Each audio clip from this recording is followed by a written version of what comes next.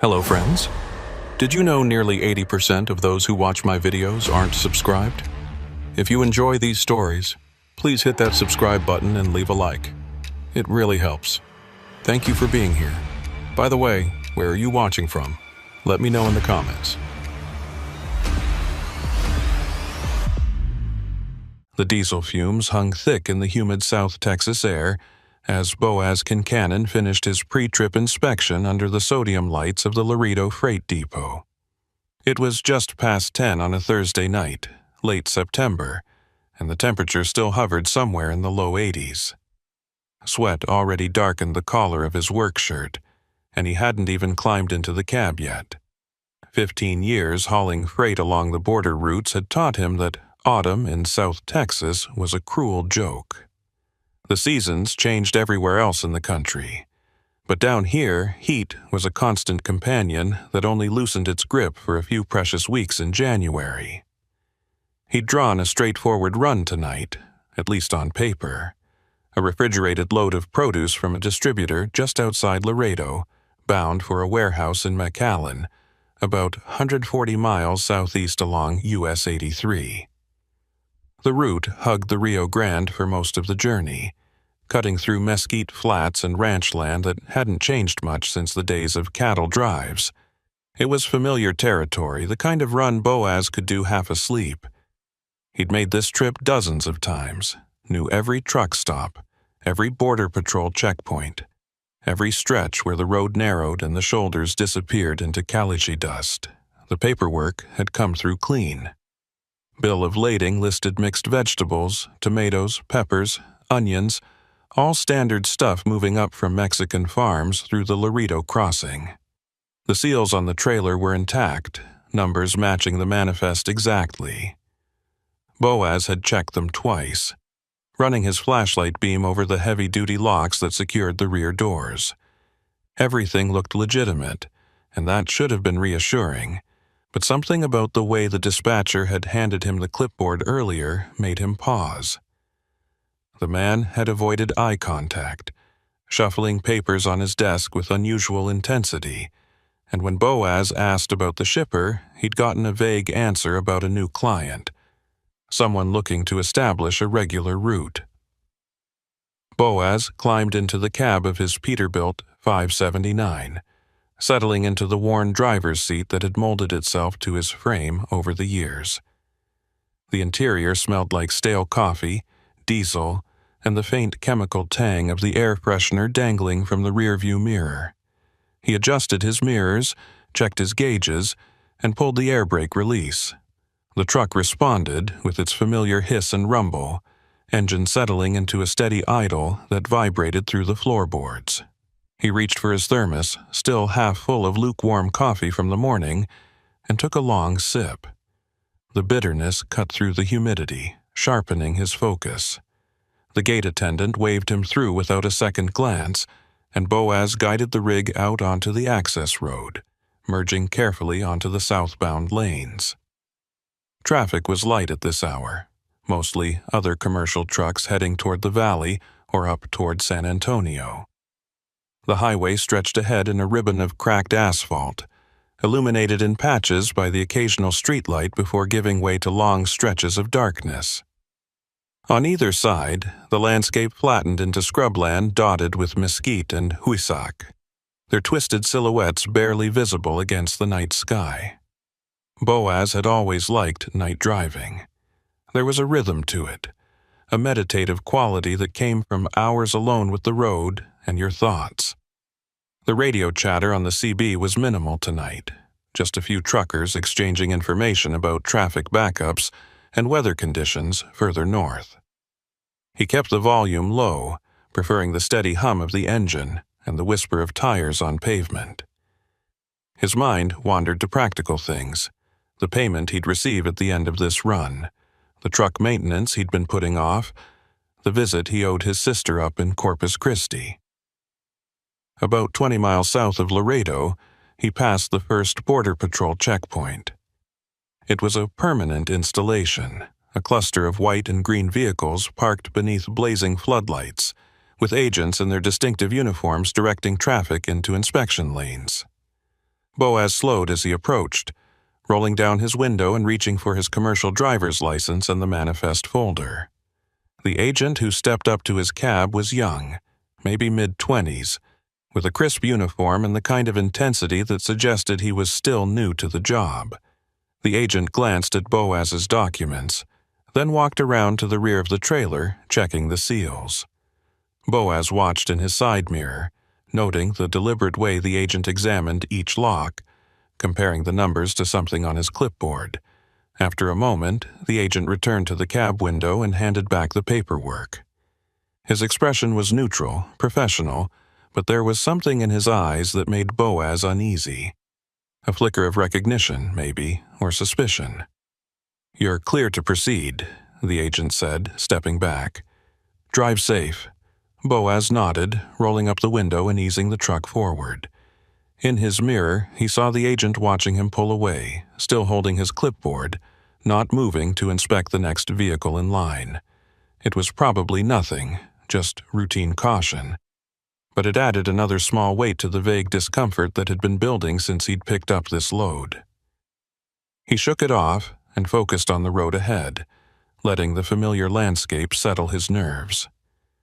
The highway continued southeast, parallel to the river he couldn't see but knew was there, just beyond the brush and the ranches. Out here, the border wasn't a wall or a fence in most places, just the natural barrier of the Rio Grande, winding through terrain that looked the same on both sides. The real border was more complicated, a patchwork of jurisdictions and enforcement zones, cameras and sensors buried in the dirt, agents patrolling in vehicles with night vision equipment. Boaz had learned long ago not to think too hard about what crossed back and forth out here. His job was to haul legitimate freight, keep his paperwork clean, and stay out of trouble. 40 miles into the run, just past the tiny crossroads of Zapata, he noticed the first irregularity. A white SUV had been pacing him for the last several minutes, staying about a quarter-mile back, matching his speed exactly. It wasn't unusual to have vehicles follow a truck on these empty highways, using the rig's taillights as a guide through the darkness. But something about this one felt different. The headlights were too bright, almost blinding in his mirrors, and the vehicle never varied its distance. When Boaz slowed to 60, it slowed. When he sped up to 70, it kept perfect pace. He tried changing lanes, drifting into the left lane for a few miles before moving back to the right. The SUV followed every maneuver, maintaining that same precise distance. Boaz felt his jaw tighten, muscles tensing across his shoulders. He reached for the CB mic, considering calling out to see if any other drivers had noticed the tail, but decided against it. Drawing attention to himself seemed like a bad idea, especially with a load he was already uncertain about. The white SUV stayed with him all the way through Zapata, past the reservoir that reflected moonlight in broken silver fragments, past the shuttered gas stations and darkened ranch houses. Boaz kept his eyes flicking between the road ahead and the mirrors, watching that unwavering set of headlights. His mind ran through possibilities. Law enforcement running surveillance, maybe, though they usually weren't this obvious. Or someone connected to the cargo, tracking the shipment. Neither option was comforting. Just south of Falcon Heights, the SUV suddenly accelerated, closing the distance rapidly. Boaz's pulse quickened, his hand instinctively moving towards the Glock he kept secured beneath the driver's seat. But instead of pulling alongside or attempting to force him off the road, the SUV swept past in the left lane, engine roaring, and disappeared into the darkness ahead.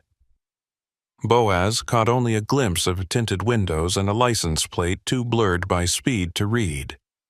Within seconds, the taillights were gone, swallowed by the night. He exhaled slowly, realizing he'd been holding his breath. The highway stretched empty again, just his rig and the endless asphalt and the invisible river somewhere to his right. But the tension in his chest wouldn't ease. That SUV hadn't been random. Someone had been watching, evaluating, maybe confirming something about his route or his cargo. The thought made his skin crawl. Boaz pushed on, counting down the miles to McAllen. The refrigeration unit on his trailer hummed steadily, the sound a familiar constant that usually provided comfort. Tonight it felt ominous, a reminder that he was hauling something that needed to stay cold, something that someone might be very interested in. His hands gripped the steering wheel tighter, knuckles pale in the dim glow of the dashboard lights. Around 1 in the morning, he approached the outskirts of Rio Grande City. The town was small, quiet at this hour, with most businesses shuttered and streetlights casting weak yellow pools across empty intersections. Boaz had planned to stop for fuel here, but as he took the exit ramp, he noticed another vehicle in his mirrors, a dark pickup truck moving onto the ramp behind him. It could have been coincidence. This was the main exit for anyone heading into town. But after the white SUV, his nerves were raw, and he found himself questioning every vehicle that came anywhere near him.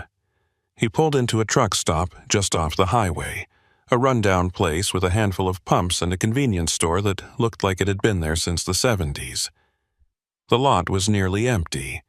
Just 2 other big rigs parked at the far end, drivers presumably asleep in their cabs. Boaz maneuvered his truck alongside the diesel pumps and shut off the engine, sitting in the sudden silence for a moment before climbing down. The night air hit him, still warm but less oppressive than it had been in Laredo. He stretched, feeling his spine crack, and walked around to check the trailer. The seals were still intact, undisturbed. The refrigeration unit purred quietly, displaying a steady 38 degrees on its external readout. Everything appeared normal. He filled the tank, watching the numbers climb on the pump's display, and scanned the lot continuously. The dark pickup that had followed him off the highway was nowhere to be seen. Maybe he was just being paranoid. Inside the convenience store, fluorescent lights buzzed overhead, harsh and unforgiving. A clerk sat behind bulletproof glass watching a small television with the volume turned low. Boaz grabbed a bottle of water and a package of beef jerky, setting them on the counter and sliding a 20 through the slot. The clerk counted out change without making eye contact, clearly uninterested in conversation. Boaz was fine with that. He took his purchases and headed back outside. That's when he saw the man standing near his truck. The figure was positioned between 2 overhead lights, partially in shadow, watching Boaz's rig with an intensity that made every alarm in Boaz's head start screaming. The man was wearing jeans, a dark jacket despite the heat, and a baseball cap pulled low over his face. He wasn't doing anything overtly threatening, just standing there, hands in his pockets, but the deliberate stillness of his posture radiated menace. Boaz slowed his pace, adjusting his trajectory to pass closer to the convenience store entrance, keeping the man in his peripheral vision. As he moved, the man turned slightly, and Boaz caught a glimpse of his face beneath the cap's brim. Features weathered and hard, eyes that tracked Boaz's movement with predatory focus. Neither of them spoke. The moment stretched out, taut and dangerous, before the man finally turned and walked away, disappearing around the side of the building. Boaz didn't hesitate. He strode quickly to his truck, climbed into the cab and locked the doors. His heart hammered against his ribs, adrenaline flooding his system. He started the engine and pulled out of the lot faster than was probably safe, tires crunching over loose gravel before hitting asphalt. In his mirrors, he saw no one following, but that didn't slow his pulse. The rest of the drive to McAllen passed in a blur of hypervigilance. Every pair of headlights that appeared behind him sent his anxiety spiking. Every exit ramp looked like a potential ambush point. He white-knuckled the steering wheel, jaw clenched, forcing himself to maintain a steady speed and not draw attention by driving erratically. The miles crawled past with agonizing slowness. When the lights of McAllen finally appeared on the horizon, He felt a wave of relief so intense it was almost physical. The warehouse district sat on the eastern edge of town, a sprawling complex of corrugated metal buildings and loading docks. Boaz navigated the familiar streets, following GPS directions to the specific facility listed on his manifest. It was almost 3 a.m, but the warehouse was lit up. Forklifts moving inside, workers in safety vests directing traffic. He backed his trailer into the assigned dock, killed the engine, and sat for a moment, letting his hands stop shaking. A warehouse worker approached his cab, clipboard in hand, wearing a reflective vest and a bored expression.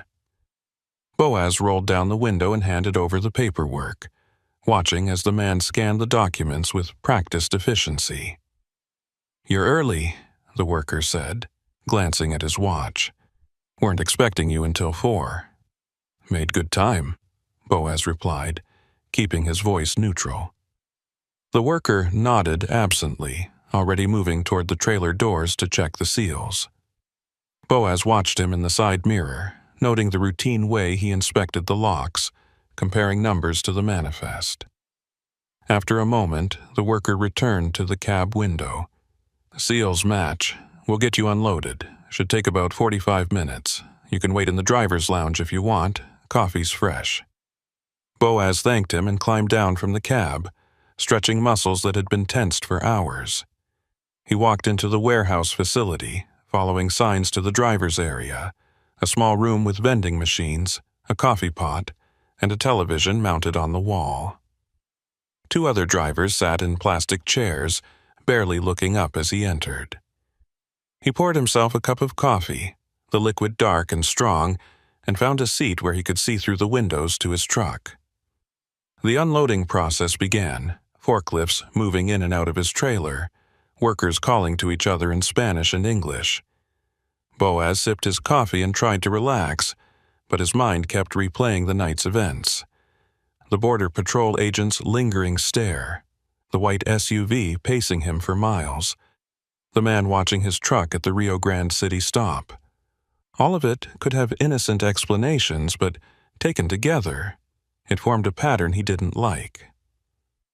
40 minutes later, a worker appeared in the doorway and waved to get his attention. "All done? You're empty."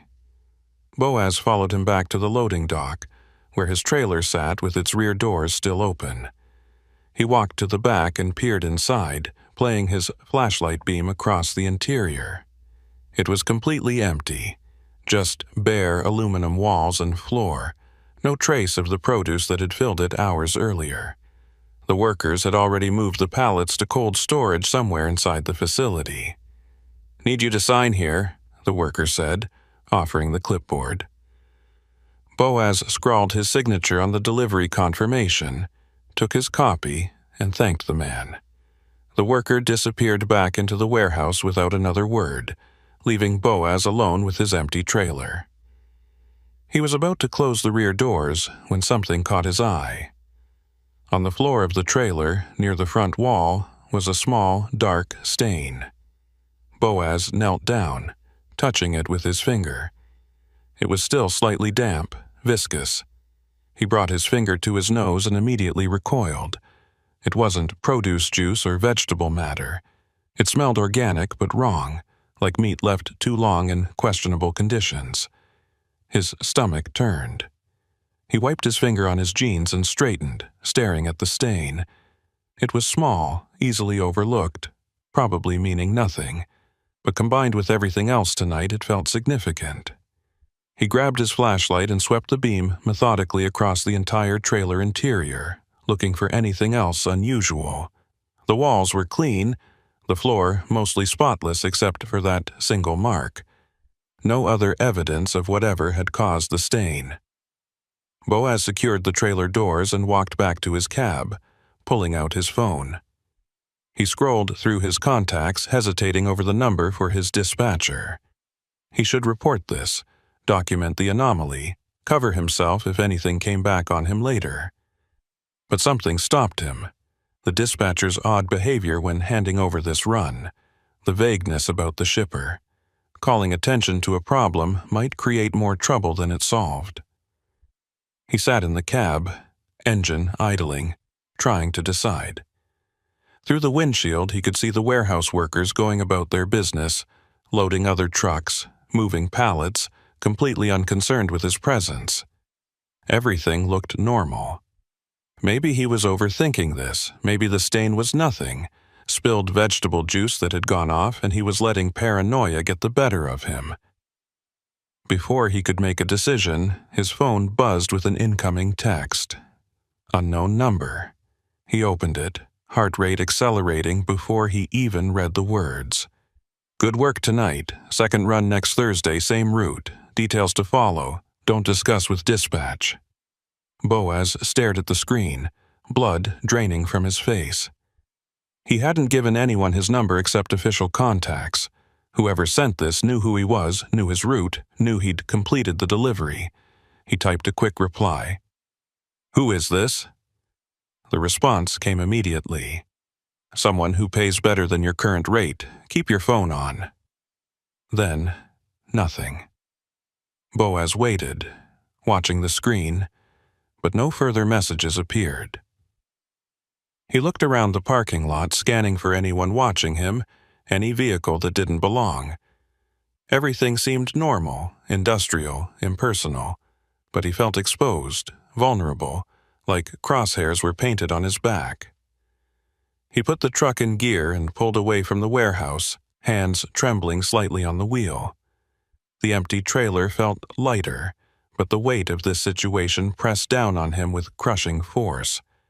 Someone had just recruited him, voluntold him, into something he hadn't agreed to, and walking away might not be an option. The drive back to Laredo should have been easier without the cargo, but Boaz felt more tense than ever. He kept his phone on the passenger seat, screen face up, waiting for another message that didn't come. Dawn was breaking as he crossed back through the Border Patrol checkpoint, the same installation he'd passed heading south. A different agent waved him through after a perfunctory glance at his paperwork, apparently unconcerned with an empty trailer heading north. Boaz made it back to the Laredo depot just before 7 in the morning, exhausted and wired on too much coffee. He parked his rig in the company lot and sat for a moment, staring at the dispatcher's office across the yard. He needed to decide what to do. Report the strange text and risk angering whoever sent it.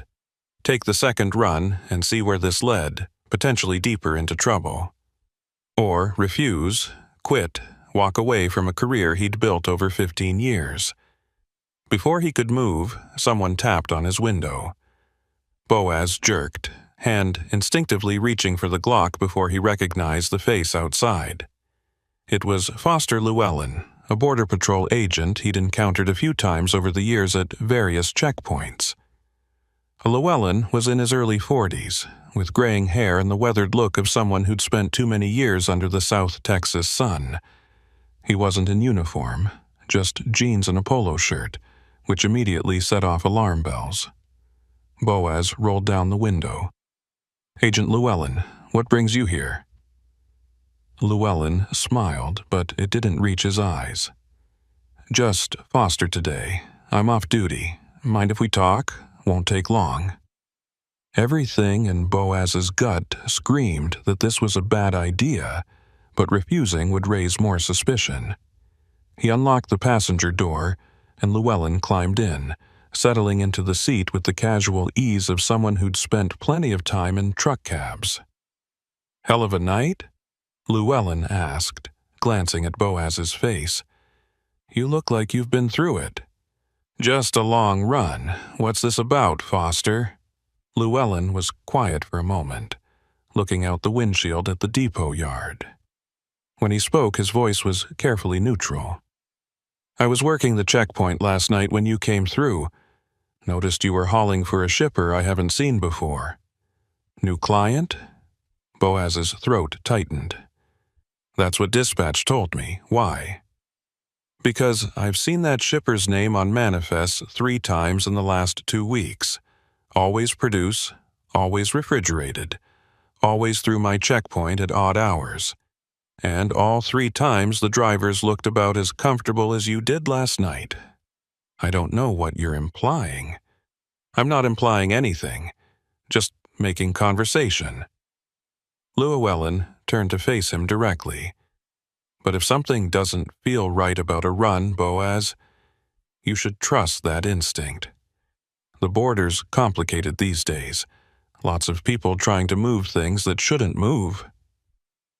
Boaz met his gaze, trying to read what was beneath the words. Are you telling me I hauled something illegal?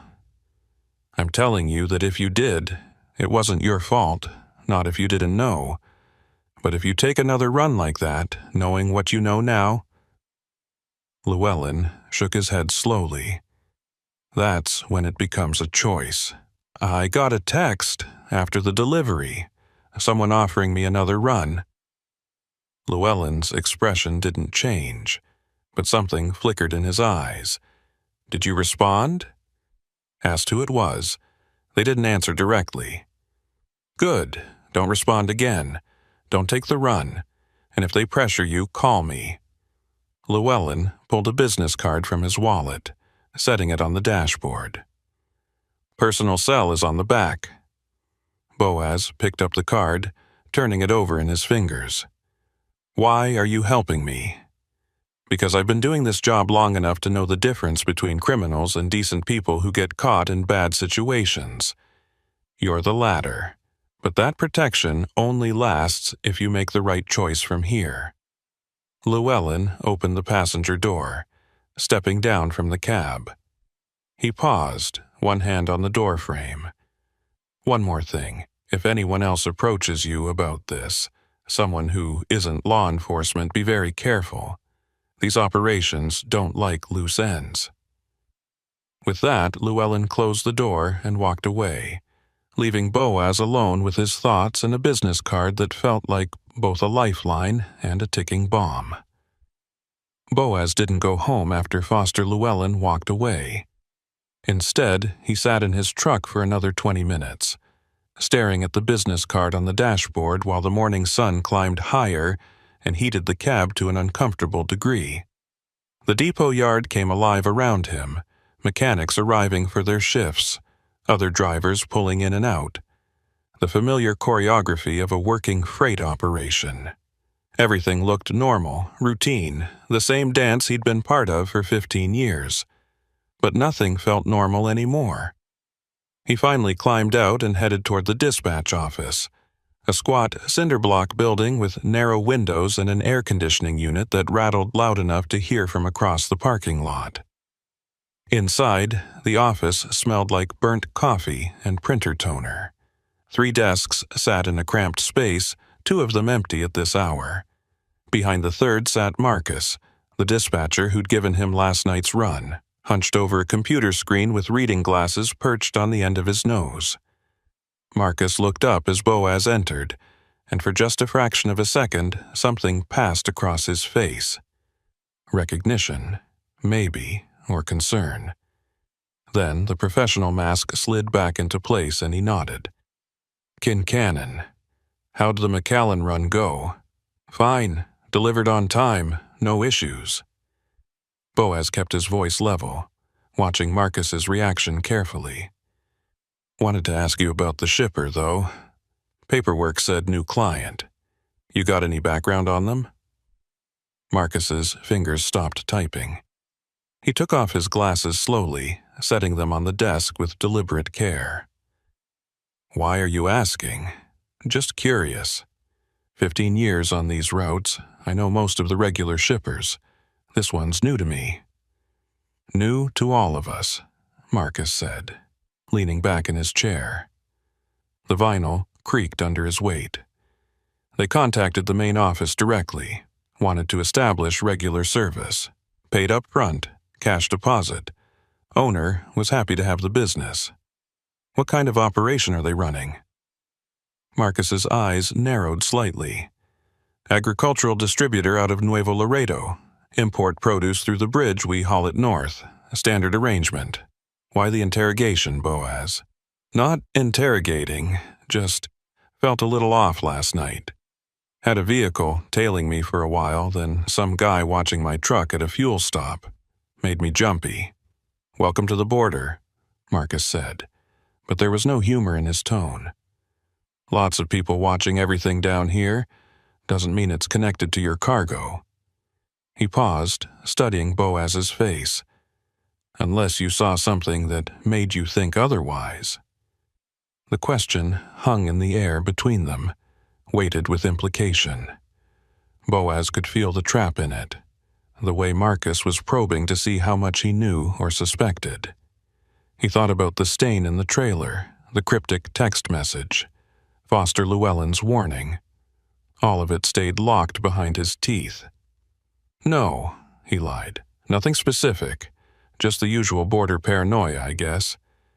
Marcus held his gaze for another long moment before nodding and sliding his glasses back on.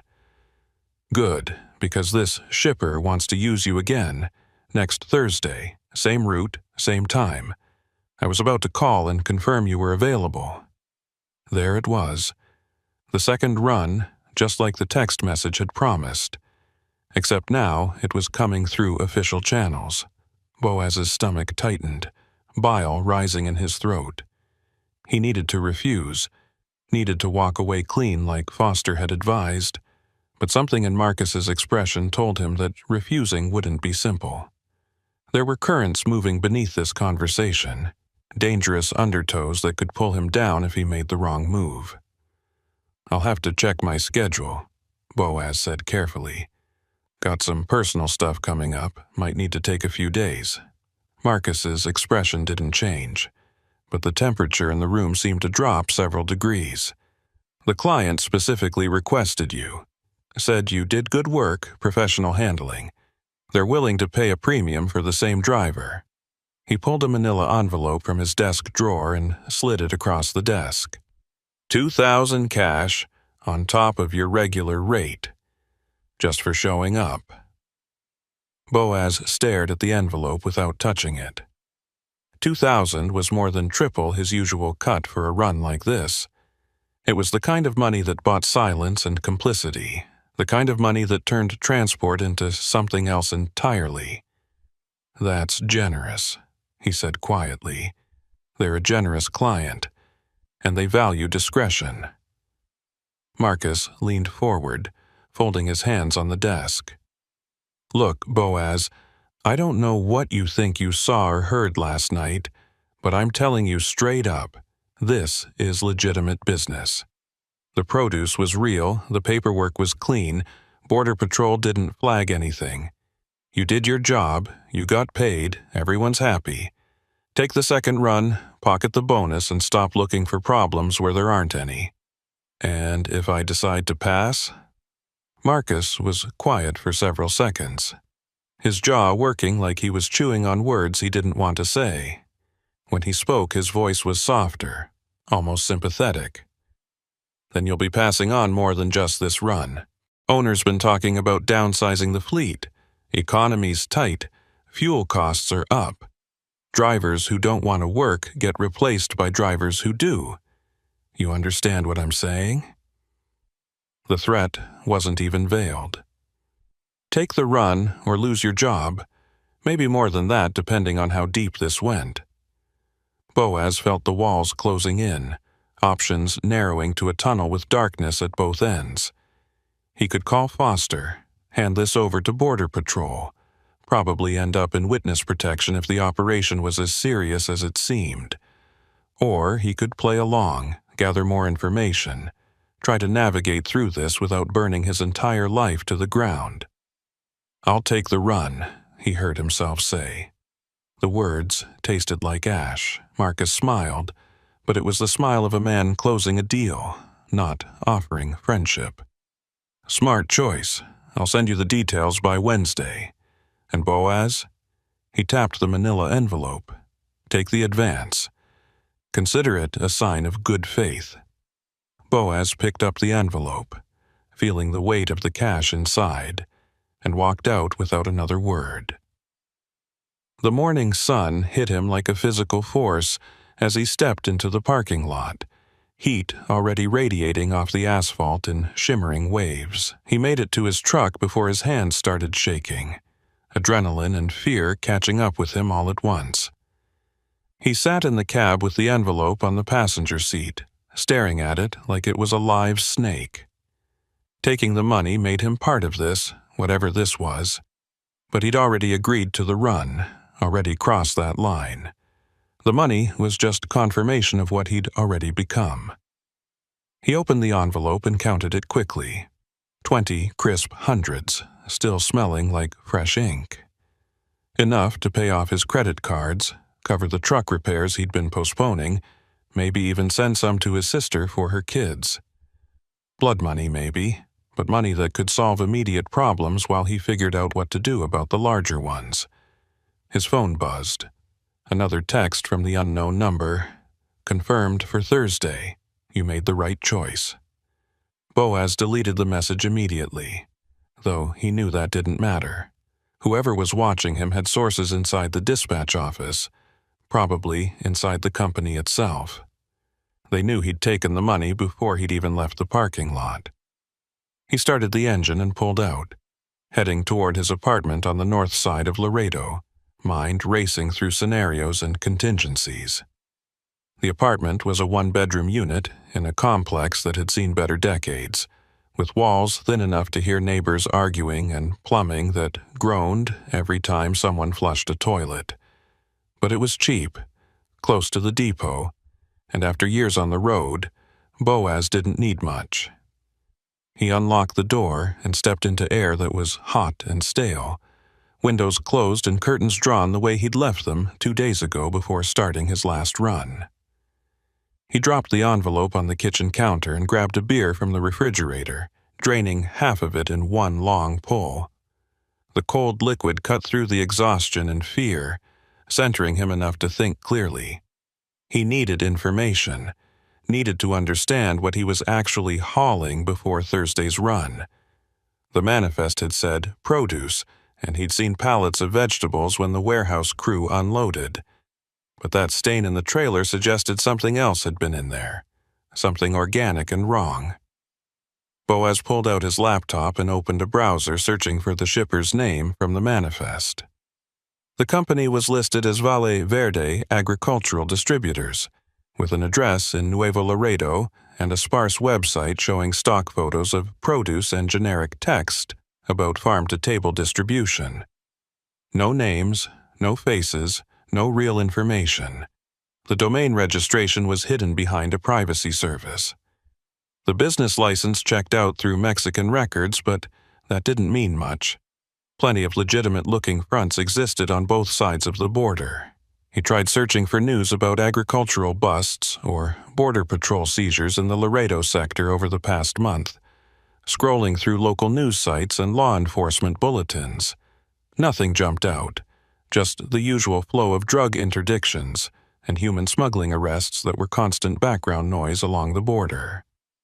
Whatever operation Valle Verde was running, it hadn't made headlines yet.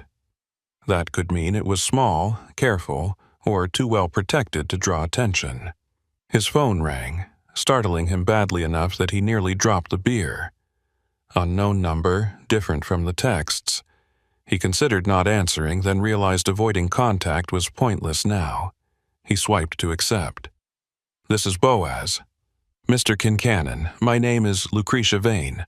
I represent the client you drove for last night." The voice was female, smooth and professional, with an accent he couldn't quite place. Educated, expensive. "I wanted to personally thank you for the excellent service and confirm arrangements for Thursday." "Who are you?" Boaz asked, keeping his voice steady despite the fresh spike of adrenaline. "I'm what you might call a facilitator. I ensure smooth operations for various business interests along the border. Your dispatcher mentioned you had some concerns about last night's run. I wanted to address those directly and assure you that everything was entirely legitimate." "Then why are you calling me instead of letting dispatch handle it?" Lucretia Vane laughed softly. "Because I prefer direct communication with the people I work with." It eliminates confusion and builds trust. You strike me as someone who values straight talk, so here it is. My clients move time-sensitive agricultural products across the border. The timing is crucial, the routes are specific, and discretion is essential because competitors would love to disrupt our supply chain. What you hauled last night was exactly what the manifest said. Produce. Nothing more, nothing less. Then why did someone follow me? Security, she said without hesitation. We protect our investments. The vehicle you noticed was contracted security making sure the shipment reached its destination safely. If they made you uncomfortable, I apologize. That wasn't the intention. It was a smooth explanation, delivered with perfect confidence. If Boaz hadn't seen the stain, hadn't received the cryptic texts, hadn't talked to Foster, he might have even believed it. But he had, and the pieces didn't fit the picture she was painting. What about the bonus? He asked. $2,000 cash for a routine produce run seems excessive. It's an investment in reliability. Good drivers are hard to find, Mr. Kincannon. Drivers who show up on time, handle cargo properly, and don't ask uncomfortable questions are even rarer. We're willing to pay premium rates to secure that kind of service on a regular basis. She paused, and when she continued, her tone had shifted slightly. Still professional, but with an edge underneath. Of course, we also compensate people who prove they can't be relied upon, though that compensation is considerably less pleasant. There it was, the velvet glove stripped away to show the iron fist beneath. Boaz felt his jaw clench, anger mixing with fear in a toxic cocktail that made his pulse hammer in his temples. Are you threatening me? I'm clarifying expectations, Lucretia said calmly. You've been brought into a very efficient operation, Mr. Kincannon. Efficiency requires everyone to understand their role and perform it without complications. Your role is simple. Drive the routes you're given, deliver the cargo intact, and maintain complete discretion. Do that, and you'll be compensated generously. Deviate from that, and there will be consequences. Not threats, just facts. And if I walk away, then you'd be walking away from your livelihood, your reputation, and possibly your health, depending on how much you choose to say to the wrong people. But I don't think you'll walk away. You've already taken the money, already agreed to Thursday's run. You're a practical man who understands that sometimes we find ourselves in situations that aren't ideal, but are manageable if we're smart about it. Her voice softened again, becoming almost sympathetic. This doesn't have to be difficult, Boaz. May I call you Boaz? Just do the work, take the money, and life continues normally. Everyone wins. Except I don't know what I'm actually hauling. You're hauling produce, Lucretia said firmly. And that's all you need to know. The less you understand about the broader operation, the safer you are. Ignorance is a shield, Boaz. Don't throw it away by digging into matters that don't concern you. The line went dead before he could respond. Boaz sat staring at his phone, mind reeling. Lucretia Vane had just laid out the reality of his situation with perfect clarity. He was trapped, bought and paid for, with the promise of violence hanging over any attempt to escape. She was right about one thing. He'd already crossed the line by taking the money and agreeing to the second run. Walking away now would just make him a liability instead of an asset. He drained the rest of the beer and grabbed another, pacing the small apartment while he tried to think. Foster's card was still in his truck, the contact information that could theoretically extract him from this mess. But using it meant becoming an informant, wearing a wire, probably testifying if anything went to trial. It meant the end of his career as a trucker, relocation if the operation was connected to cartels, and a permanent target on his back if anything went wrong. The alternative was to play along, at least for now. Take Thursday's run, keep his eyes open, gather information. Maybe figure out what was really being transported and whether it was something he could live with hauling. The stain bothered him deeply, but Lucretia was right that the manifest had shown legitimate produce. Maybe there was a reasonable explanation.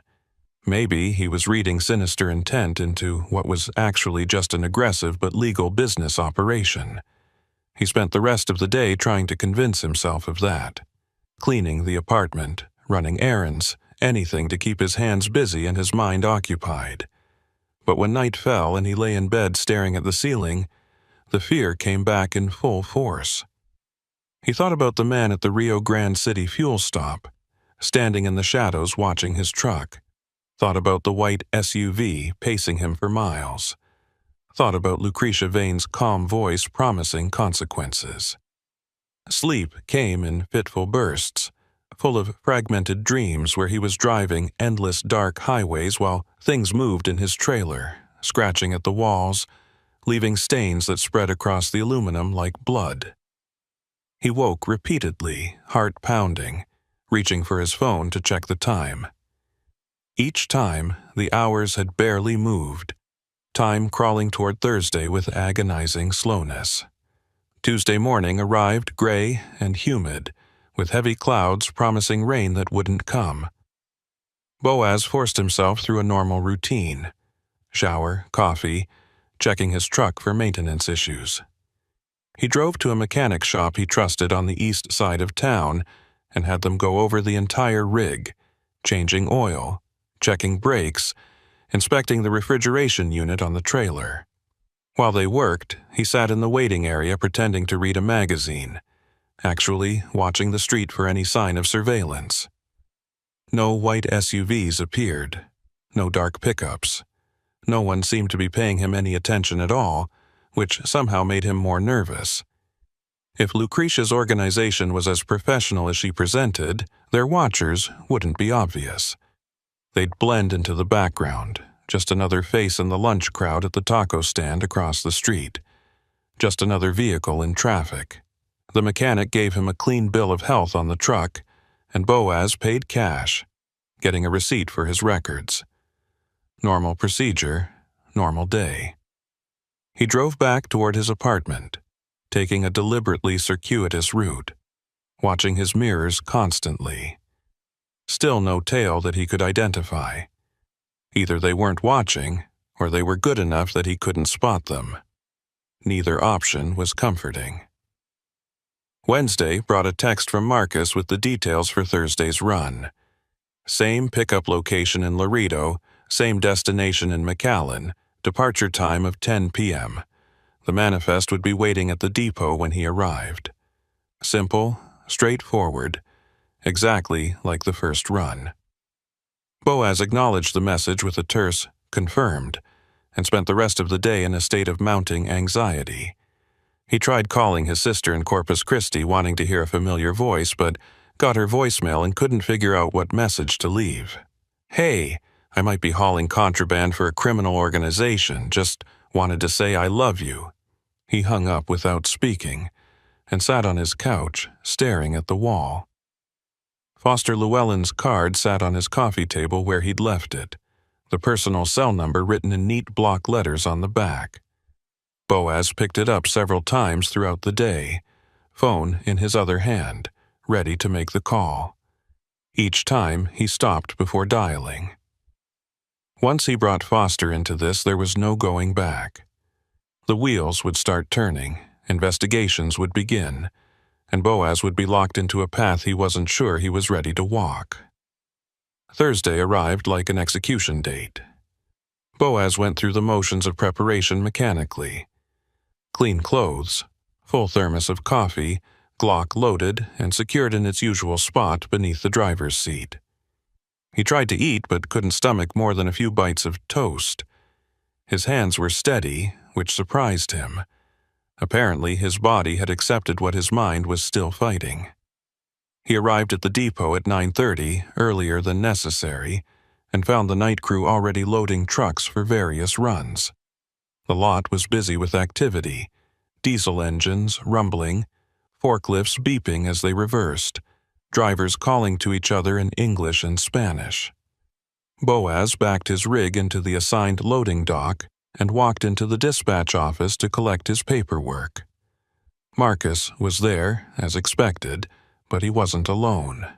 A woman sat in the chair beside his desk, and Boaz knew immediately who she was before anyone said a word. Lucretia Vane looked exactly like her voice sounded. Polished, expensive, dangerous. She was maybe 40, with dark hair pulled back in a severe bun, wearing a tailored business suit that probably cost more than Boaz made in a month. Her eyes tracked him as he entered, dark and assessing, missing nothing. "Mr. Kincannon," she said, standing and offering her hand. "A pleasure to finally meet in person." Boaz shook her hand automatically, feeling the firm grip and the subtle calluses that suggested she was more than just a corporate facilitator. Her smile was professional, revealing nothing. "Miss Vane, didn't expect to see you here." "I like to personally oversee important shipments," she said smoothly. "Tonight's cargo is time-sensitive, so I wanted to ensure everything proceeds smoothly." She gestured to the folder on Marcus's desk. "Your manifest and paperwork.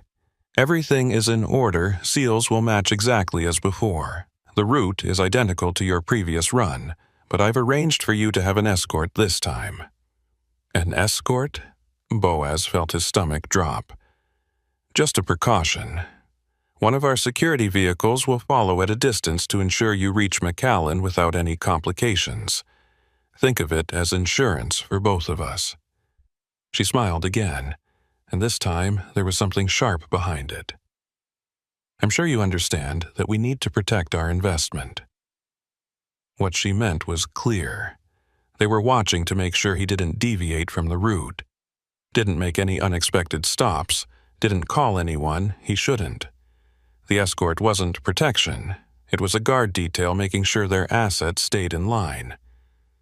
"Understood," Boaz said, keeping his voice neutral. "Excellent." Lucretia picked up her purse, expensive leather that matched her shoes. "Then I'll let you get to work. Drive safely, Boaz. I'll see you when you return tomorrow morning to discuss future arrangements." She walked out without waiting for a response, heels clicking on the concrete floor with sharp precision. Marcus handed Boaz the manifest folder without meeting his eyes, and Boaz took it and left, feeling like a man walking to the gallows. The trailer was already loaded and sealed when he returned to the loading dock. The refrigeration unit hummed steadily, display showing 38 degrees. Everything looked identical to the first run. Same type of seals, same paperwork, same shipping company listed. Boaz did his pre-trip inspection on autopilot, checking tire pressure, testing lights, verifying the cargo doors were secure. As he finished the walk-around, a dark blue sedan pulled into the lot and parked near the exit. Tinted windows, no visible markings, 2 silhouettes in the front seats. His escort, presumably. They made no attempt to hide their presence, which was the point. They wanted him to know he was being watched. Boaz climbed into his cab, secured the manifest in its holder, and started the engine. The familiar rumble usually brought comfort, but tonight it just felt like the countdown to something inevitable and bad. He pulled out of the depot at exactly 10 p.m., the dark sedan falling in behind him as he merged onto the access road. The drive south toward McAllen began exactly like the previous run. Empty highway, scattered traffic. The dark sedan maintaining a constant distance of about a quarter mile behind. Boaz kept his speed steady, hands locked on the wheel, mind churning through his limited options. He could try to lose the tail, take an unexpected exit and drive straight to the nearest border patrol station. But that would likely end with violence before he ever reached safety. Lucretia's people weren't going to let him just walk away with their cargo. He could complete the run, take the money, and then immediately contact Foster afterward. Turn informant, cooperate fully, hope for the best. That option seemed increasingly likely. the path of least resistance that might actually keep him alive. Or he could do what some dark part of his mind was suggesting. Just keep driving, take run after run, pocket the money, and stop asking questions. Plenty of people made their living in the gray areas along the border. Maybe he could learn to live with it, whatever it actually was. The first Border Patrol checkpoint appeared ahead, the same installation he'd passed on both previous trips. Boaz slowed, rolling down his window and preparing his documents. The agent who approached was the young one from the first night, the one who'd examined his seals with unusual intensity. Tonight, the agent's expression was carefully neutral as he glanced at the paperwork. Valle Verde Agricultural again, the agent noted.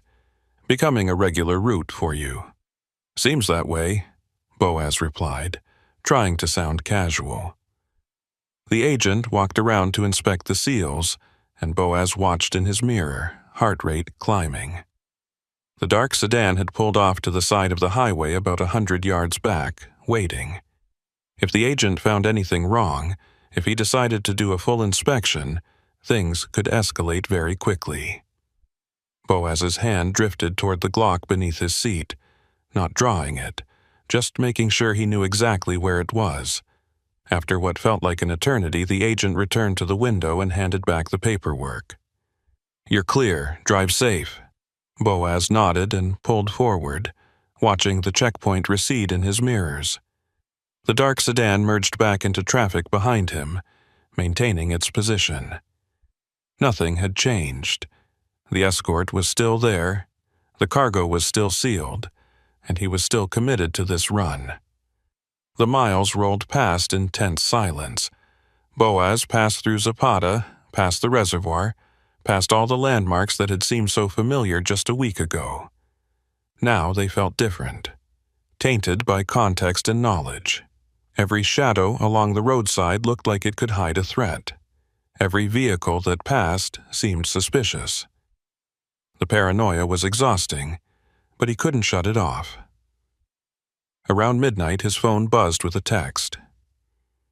He glanced at the screen, expecting another message from the unknown number. Instead, it was from Foster Llewellyn. "Saw you pass through checkpoint, still thinking about what we discussed. Offer stands." Boaz stared at the message, nearly drifting into the shoulder before correcting. Foster must have called in a favor, had someone at the checkpoint alert him when Boaz came through. The agent was keeping tabs, leaving the door open for cooperation. And by texting during the run, he was also sending a message. "I know what you're doing, and I'm giving you one more chance to make the right choice." Boaz deleted the text without responding, glancing at his mirrors. The dark sedan showed no sign of reacting, its headlights steady and unchanging. They couldn't see his phone from that distance, probably didn't know about the message. But Lucretia would have people who could check phone records could see that Foster had made contact. Another complication in an already impossibly tangled situation. Rio Grande City approached, and Boaz felt his anxiety spike. This was where the man had been watching his truck during the first run, standing in the shadows near the fuel pumps. He had no intention of stopping tonight, but as he passed the truck stop, he couldn't help glancing over. The lot was mostly empty at this hour, just a couple of rigs parked and dark. No one stood watching, but somehow that didn't make him feel any better. The final stretch into McAllen passed in a blur of tension and exhaustion. By the time the warehouse district appeared on the horizon, Boaz felt wrung out, muscles aching from hours of rigid alertness.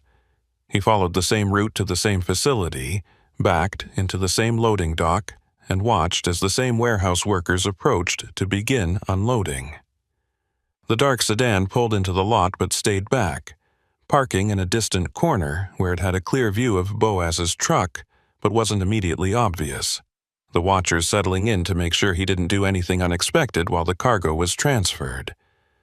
Boaz climbed down from the cab and handed his paperwork to the worker, who processed it with the same efficient disinterest as before. The unloading began, forklifts moving in and out of the trailer, pallets disappearing into the warehouse. Boaz stood outside in the humid night air, watching the process and trying to see what was actually being moved. From his vantage point, the pallets looked like they contained produce, wrapped in plastic and stacked neatly.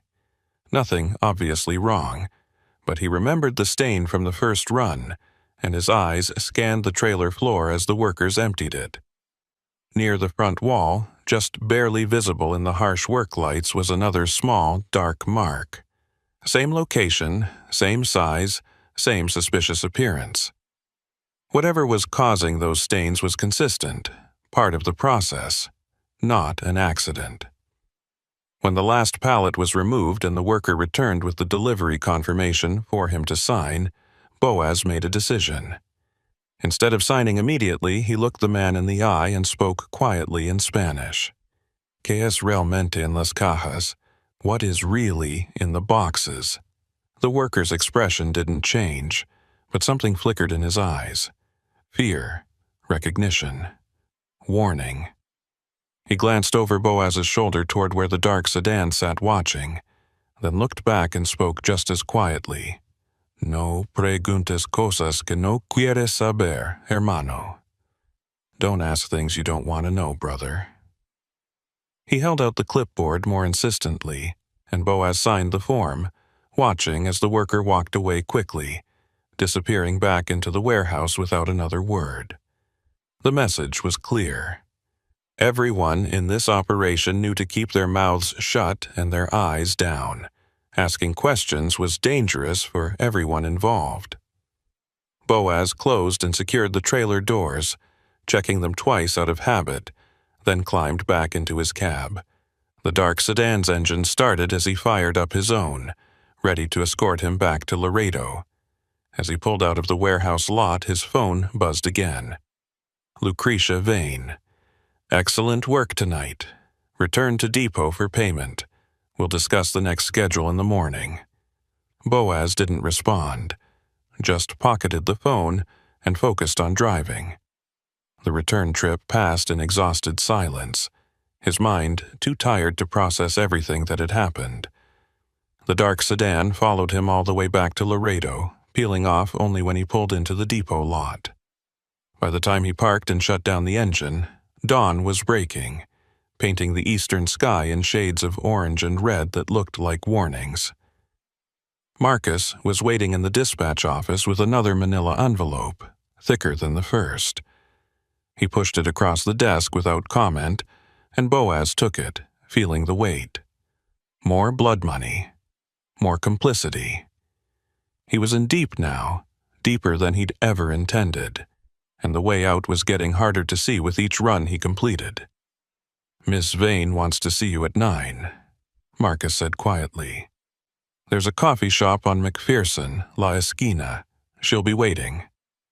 Boaz nodded and left, tucking the envelope inside his jacket.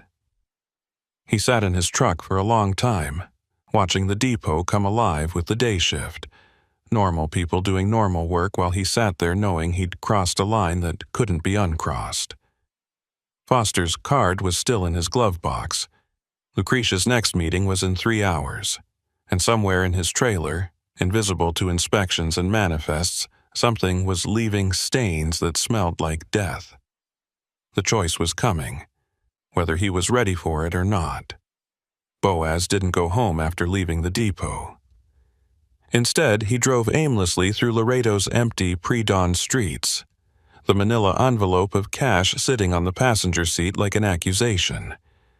The city was just beginning to wake up, streetlights clicking off as the sun climbed higher, casting long shadows across cracked sidewalks and chain-link fences. He passed taquerias preparing for the breakfast rush, their windows glowing warm against the cool morning air. Past convenience stores where early shift workers stopped for coffee and cigarettes. Normal people living normal lives, completely unaware that they were sharing the road with someone who'd just become complicit in something he still couldn't fully name. He found himself on San Bernardo Avenue, heading toward the river, then turned north before reaching the International Bridge. The downtown area was quiet at this hour, historic buildings standing silent and dignified in the growing light. Boaz had always liked this part of Laredo, the old architecture that spoke to the city's complicated history, layers of Mexican and American influence blended together in ways that couldn't be separated cleanly. Now it all felt tainted by what he knew, or suspected, about the cargo he was hauling through these streets. At a red light near Jarvis Plaza, he finally opened the envelope and counted the money. $4,000 in hundreds, twice what Lucretia had promised for the run itself. Payment for compliance, for silence, for becoming the kind of driver who didn't ask questions even when he found stains that smelled like decay in his trailer. He tucked the bills back into the envelope and shoved it into the glove compartment, next to Foster Llewellyn's business card. Two different paths, sitting side by side, waiting for him to choose. The meeting with Lucretia was in 3 hours, but Boaz knew he wouldn't sleep even if he tried. Exhaustion pulled at his bones, made his eyes burn and his thoughts slow, but adrenaline and fear kept him wired, nerves singing with tension that wouldn't release. He stopped at a gas station and bought a large coffee, drinking it too fast and burning his tongue. Then bought another and forced himself to sip it slowly while he sat in the parking lot and watched traffic build on the highway. His phone buzzed with a text from his sister. "Haven't heard from you in a while. Everything okay?" Boaz stared at the message for a long time, thumb hovering over the keyboard. What could he possibly say? That he was fine, everything was normal, just hauling freight like always? That would be a lie, and his sister had always been good at detecting his lies even over text. That he'd gotten himself into serious trouble and didn't know how to get out? That would just worry her, drag her into something she couldn't help with and didn't deserve to know about. He finally typed, "All good. Been busy with work. We'll call you this weekend. Love you." Another lie, adding to the pile that was growing taller with each hour. He sent it before he could reconsider and watched the message change to delivered, then read. 3 dots appeared, his sister typing a response, then disappeared. Appeared again. Finally, a simple reply, "Okay, be safe out there." If she only knew how far he was from safe. Boaz drove to his apartment and forced himself to shower and change clothes, going through the motions mechanically while his mind churned. The hot water helped marginally, washing away the sweat and diesel smell, but doing nothing for the anxiety coiled in his gut. He dressed in clean jeans and a button-down shirt, something between casual and professional, appropriate for a meeting he definitely didn't want to have. At 8:30, he headed toward McPherson Street, driving slowly through morning traffic and watching his mirrors compulsively. No dark sedans followed him, at least none that he could identify. La Esquina turned out to be a small coffee shop, tucked between a panaderia and a cell phone store, with outdoor seating under a faded awning and hand-painted signs advertising Café de Oa and Pan Dulce. The kind of place that had probably been there for decades, serving the neighborhood long before Starbucks ever considered expanding into South Texas. Boaz parked down the street and walked back, scanning the area for anything out of place.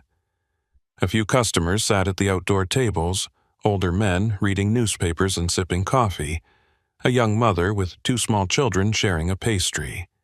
Normal morning scene. Nothing threatening. But Lucretia's presence would change that calculation instantly. She was already inside when he entered, sitting at a corner table with a clear view of both the entrance and the street beyond. She'd changed from the business suit she'd worn at the depot, now dressed more casually in dark slacks and a cream-colored blouse, hair down around her shoulders. She looked softer, more approachable, which somehow made her more dangerous. The smile she gave him as he approached was warm, almost friendly. "Boaz, thank you for coming. Please, sit. She gestured to the chair across from her. Can I get you something? The coffee here is excellent, and the conchas are the best in Laredo. Coffee's fine, Boaz said, settling into the chair cautiously. His back was to the room, which made him uncomfortable, but repositioning would seem paranoid. He was already at a disadvantage. Lucretia signaled to the woman behind the counter, who brought over a steaming cup of coffee without being asked. Clearly, Lucretia was a regular here, known and comfortable. That detail bothered Boaz more than it probably should have. It suggested permanence, roots in the community, the kind of established presence that made her operation harder to disrupt. You look tired, Lucretia observed, studying his face with those dark, assessing eyes. The run's taking a toll? I'm fine. What did you want to discuss? She laughed softly, stirring sugar into her own coffee with a small spoon. Direct, I appreciate that. Let's talk about your future, Boaz. You've completed 2 runs successfully, proven you can handle the work and maintain discretion. That makes you valuable, and I like to invest in valuable assets. I'm not an asset, I'm a driver. You're both, she corrected gently. And the sooner you accept that, the easier this arrangement will become. I'm offering you a permanent position in our distribution network. 4 runs per week, same routes, same procedures. $12,000 per week, paid in cash, completely separate from your official payroll. That's over $600,000 per year, Boaz, tax-free. The number hit him like a physical blow. $600,000 was more money than he'd made in the last 5 years combined, more than he'd ever imagined earning as a truck driver. It was life-changing money, the kind of money that could pay off every debt, buy a house, set up his sister's kids for college. It was also the kind of money that bought absolute loyalty and silence, that turned a man into something he'd never intended to become. What exactly am I hauling? He asked quietly. Lucretia sipped her coffee, taking her time before answering. When she spoke, her voice was measured, careful. You're hauling agricultural products exactly as the manifests state. But those products are packaged in ways that maximize efficiency and minimize waste. Some of our clients have specific requirements for how their goods are transported and stored. We accommodate those requirements. It was the same non-answer she'd given before, dressed up in different words. Boaz felt frustration rising, mixing with the fear. The stains in my trailer, what causes them? Condensation from the refrigeration system, combined with organic material breaking down during transport. Produce spoils, Boaz. Even with proper temperature control, some degradation occurs. That's why timing is so crucial. She leaned forward slightly, expression serious. But I think you're asking the wrong questions. What you should be asking is whether you can live with not knowing every detail, whether the compensation is worth accepting certain ambiguities. And if I can't live with that? Lucretia's expression didn't change, but something cold flickered behind her eyes. Then you'd be making a decision that would disappoint a lot of people who've invested considerable time and resources into establishing your reliability. Disappointed people make poor decisions, Boaz. They act rashly, eliminate problems instead of managing them. I'd hate to see you become a problem that needs eliminating. There it was again. The threat delivered with perfect calm, wrapped in professional courtesy. Boaz felt his jaw clench, muscles tightening across his shoulders. You can't just threaten to kill everyone who won't cooperate with you. I'm not threatening to kill you, Lucretia said, sounding almost offended. I'm explaining consequences. There's a difference. If you walk away from this arrangement quietly, take your money and keep your mouth shut, you'll live a long and prosperous life. We'll find another driver, you'll find other work, everyone moves on. But if you make noise, if you bring law enforcement or media attention, if you become a liability instead of an asset, then yes, there will be consequences.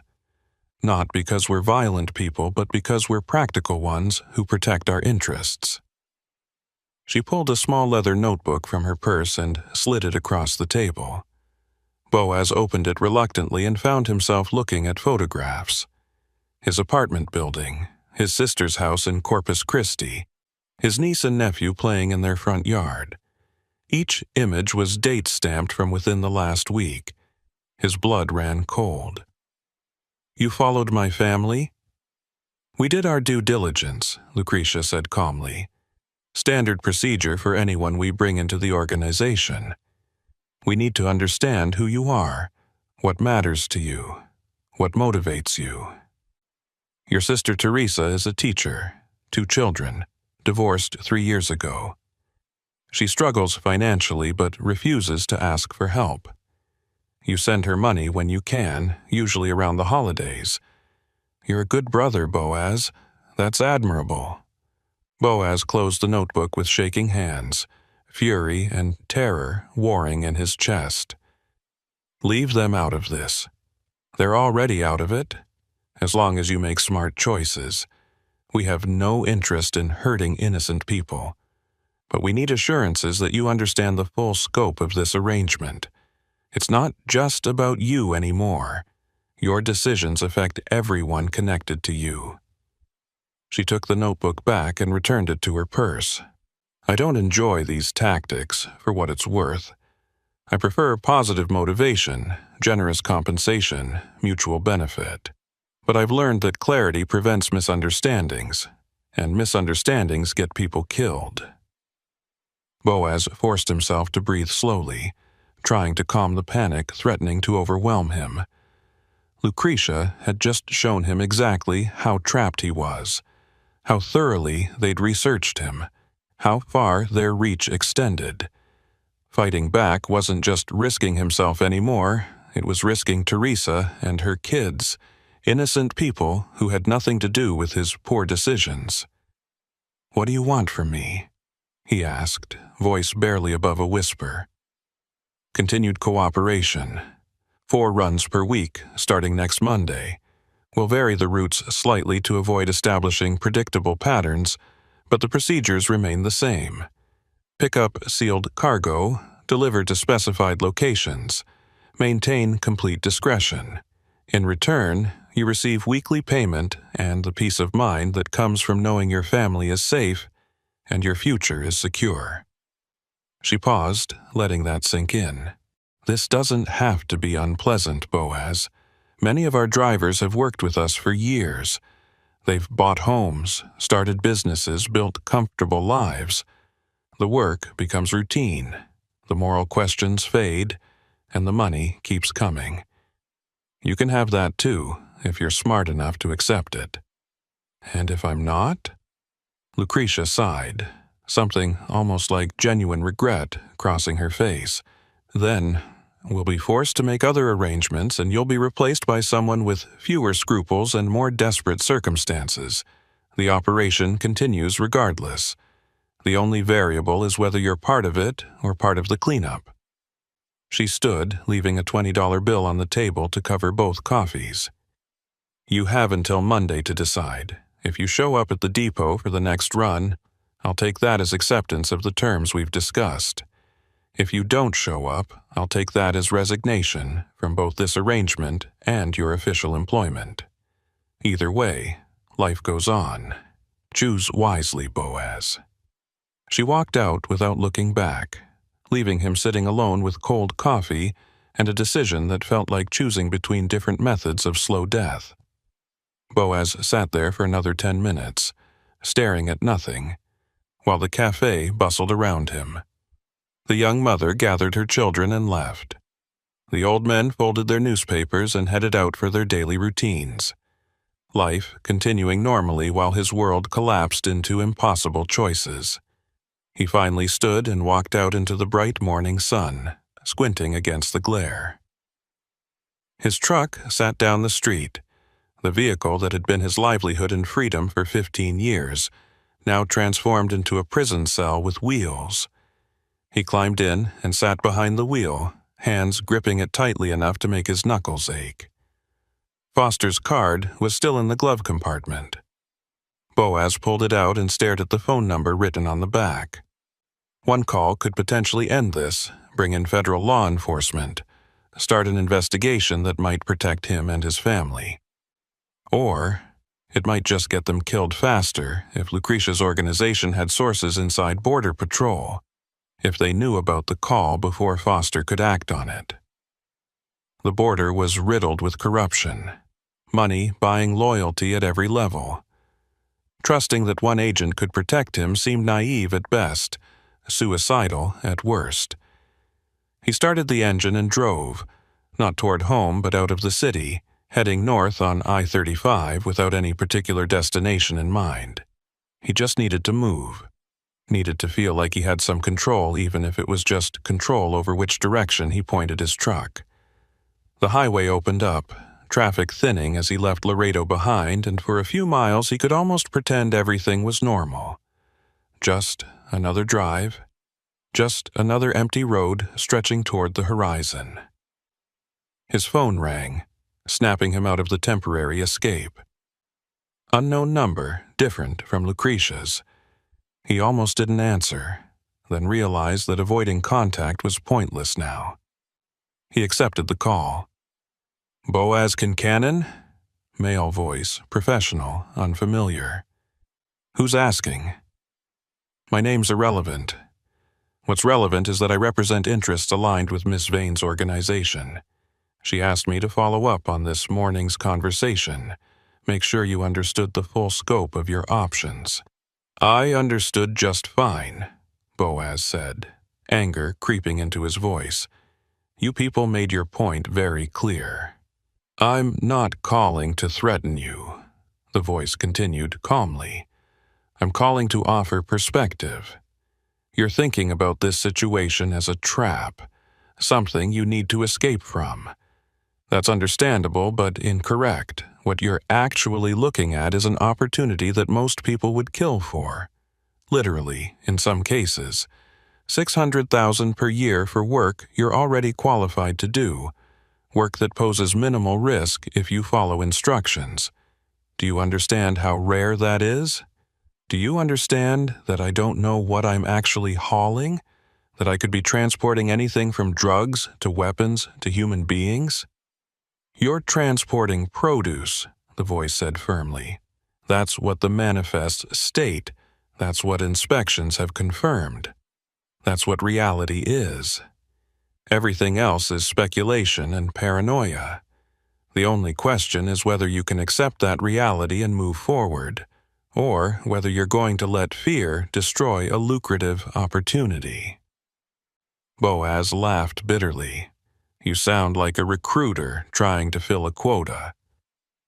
I'm someone who's seen what happens when drivers make poor decisions.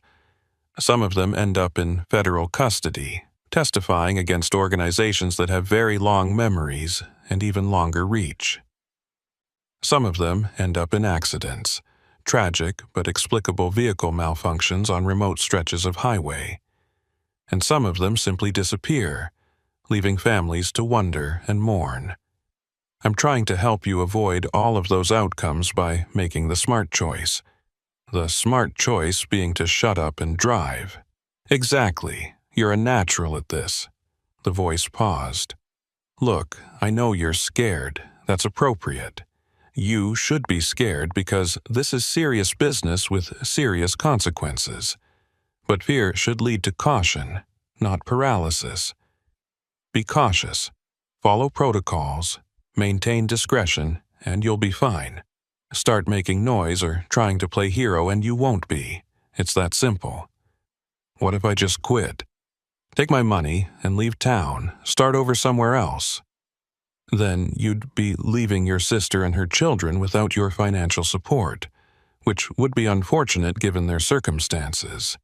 You'd also be leaving with the knowledge that organizations like ours have connections everywhere, that geography doesn't provide safety when we decide someone needs to be found. The smart move is to stay, work, prosper. The dangerous move is to run. The line went dead before Boaz could respond. He threw the phone onto the passenger seat and pressed harder on the accelerator, pushing the truck up to 80 as the highway blurred past. Empty ranch land stretched on both sides, mesquite and cactus, and red dirt baking under the merciless Texas sun. He could keep driving north, toward San Antonio, toward Austin, toward anywhere that wasn't Laredo. But what would that accomplish? Lucretia's people knew where Teresa lived, knew where her kids went to school. Running would just confirm he was a threat that needed to be dealt with. He drove for another hour before turning around, heading back south toward Laredo with a heavy sense of inevitability settling over him. The choice had already been made, really, the moment he'd taken that first envelope of cash. Everything since then had just been pretending he still had options, that he could somehow navigate through this without becoming what they wanted him to become. By the time he reached his apartment, it was early afternoon. The heat had become oppressive, the kind of thick humidity that made breathing feel like work. Boaz climbed the stairs to his second-floor unit, unlocked the door, and stepped into air that was even hotter inside. He turned on the window AC unit, which groaned to life reluctantly, and collapsed onto his couch. Sleep came despite his anxiety, exhaustion finally overwhelming fear. He dreamed of driving endless highways while his trailer leaked black fluid that stained the asphalt behind him, leaving a trail that helicopters followed from above. He dreamed of Teresa's house burning while he was trapped in his truck, unable to open the door or break the windows. He dreamed of Foster Llewellyn standing at a checkpoint with his hand on his weapon, face expressionless, as Boaz drove past hauling cargo that screamed from inside the sealed trailer. He woke gasping, drenched in sweat that had nothing to do with the temperature. The AC had managed to cool the apartment to barely tolerable levels, and dim evening light filtered through the curtains. He'd slept for nearly 5 hours, his body claiming the rest it desperately needed even while his mind churned through nightmares. His phone showed 3 missed calls, all from the depot. Marcus probably trying to confirm he was still on the schedule, that Lucretia's recruitment had been successful. Boaz ignored them and walked to the kitchen, downing 2 glasses of water in quick succession.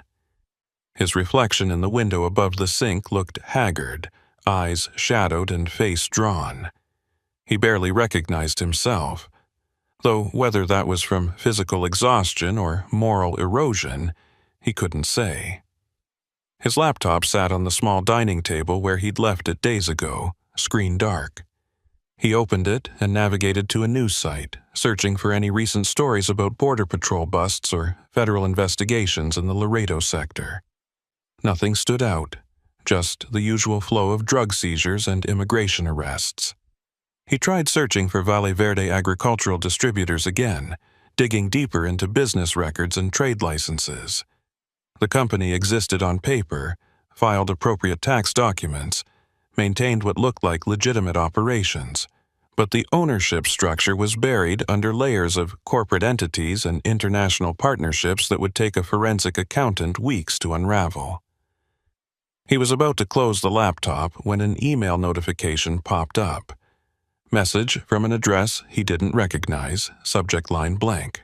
His gut told him to delete it immediately, that nothing good could come from opening mysterious emails at this point. But curiosity and desperation made him click it. The message contained a single sentence. "You're not the only driver asking questions." Below that was a phone number with a 956 area code, local to the Rio Grande Valley. Nothing else, no signature or context. Boaz stared at it for a long time, weighing the obvious risks of responding against the desperate hope that someone else might be in the same situation, might have information or a way out that he hadn't considered. He pulled out his phone and dialed the number before he could talk himself out of it. It rang 4 times, then a man's voice answered, cautious and quiet. "Who is this?" Someone who got an email saying I'm not the only driver asking questions, Boaz replied carefully. That you? Depends. You working for Valle Verde? Yeah. You? There was a long pause.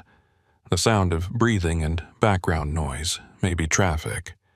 Finally, used to. Not anymore. We should talk, but not over the phone. You know the truck stop near Ensenal, off 35? I know it. Tomorrow morning, 6 a.m. Come alone, obviously. Park on the east side near the repair base. I'll find you. The line went dead. Boaz sat holding the phone, adrenaline spiking again. This could be a setup.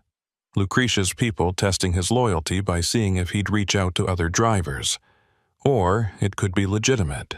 Another person caught in the same trap looking for allies or information. Either way, going to the meeting was dangerous. But so was doing nothing, staying paralyzed while the walls closed in around him. He spent the evening pacing his apartment, playing out scenarios in his mind. If it was a setup and he didn't go, that might actually make him look more suspicious, like he was afraid to even talk to other drivers. If he went, and it was legitimate, he might learn something useful about the operation, or find someone else willing to cooperate with authorities. If he went, and it was a trap, he'd be confirming that he was exactly the liability Lucretia suspected. By midnight, he'd made a decision. He would go, but he would take precautions. He pulled out his phone and composed a text to Foster Llewellyn, drafting it carefully before sending, "Need to meet. Have information about Valle Verde operation. Can you be near Ensenal tomorrow morning at 6 a.m.? Don't approach unless I signal. Just be close in case things go wrong." He stared at the message for 10 minutes before finally sending it. The reply came within seconds. "I'll be there. What's the signal?" Boaz thought for a moment, then typed, "If I flash my headlights 3 times, move in fast. If I drive away normally, stay back and I'll contact you later." Understood. Be careful. Boaz set an alarm for 4:30 a.m. and tried to sleep, though his mind wouldn't stop churning. He dozed fitfully, jerking awake repeatedly with his heart pounding, certain he'd heard someone trying his door or footsteps in the hallway outside. Each time, there was nothing, just his own paranoia manifesting as phantom threats. But the paranoia felt justified, earned through contact with people who'd proven they were capable of surveillance and violence. The alarm pulled him from uneasy sleep at 4:30. He showered quickly, dressed in his usual work clothes, and grabbed the Glock from beneath his mattress, checking that it was loaded before tucking it into the back of his waistband. He'd never carried concealed before, had always kept the weapon secured in his truck for emergencies. But this qualified as an emergency, and being armed seemed like the bare minimum of caution given the circumstances. He made coffee in his truck's thermos and headed out into pre-dawn darkness, driving north toward Encino with his mirrors constantly monitored. No headlights followed that he could identify. No vehicles maintained suspicious distances. The highway was nearly empty at this hour, just a few early commuters and long-haul trucks heading toward San Antonio.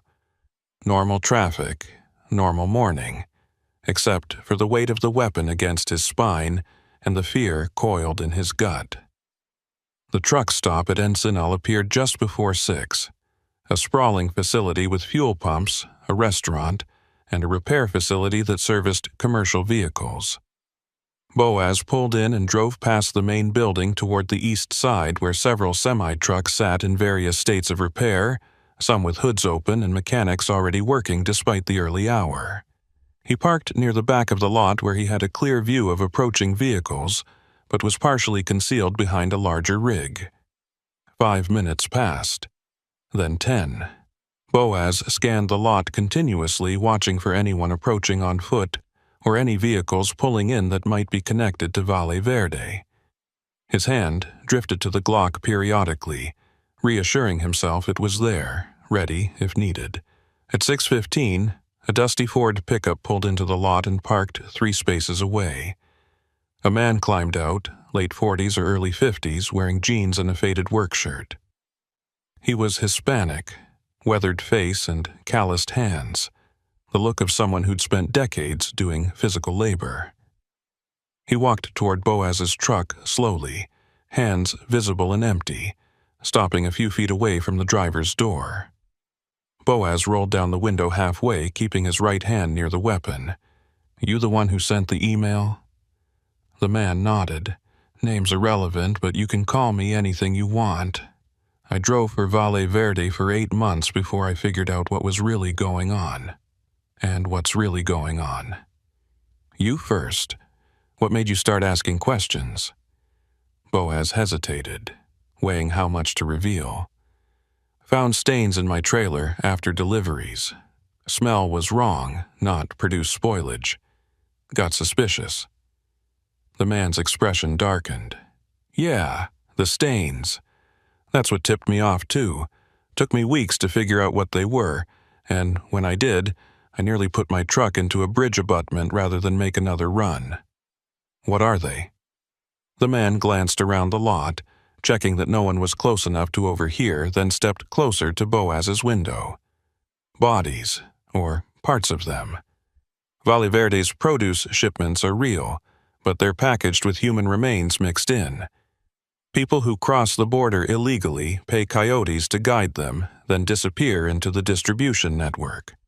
Some are harvested for organs, some are used as mules for drugs, some are just killed and disposed of when they're no longer useful. The refrigerated produce is perfect cover, hides the smell, explains the temperature requirements, provides legitimate reason for sealed trailers." Boaz felt the bottom drop out of his stomach, nausea rising so fast he had to swallow hard to keep from vomiting. "You're telling me I've been hauling dead bodies? Parts, probably. They don't waste space on full corpses. Organs packed in ice inside the produce crates, tissue samples, whatever has value on the black market. The rest gets incinerated at the distribution centers. That's why the manifests are always time-sensitive, why they pay premium rates for fast delivery. Organs have shelf life, even refrigerated." Jesus Christ. Boaz leaned his forehead against the steering wheel, breathing shallowly. "How do you know this?" "You see it yourself." "I started following delivery trucks after they left the warehouses. Saw where they went next. Medical facilities, research labs, places that don't ask too many questions about where specimens come from. And I talked to other drivers who worked the route before me, ones who got out or tried to. Most of them are dead now. Accidents and disappearances that never get investigated too hard because who cares about some trucker who probably just drank too much and drove off a bridge, right?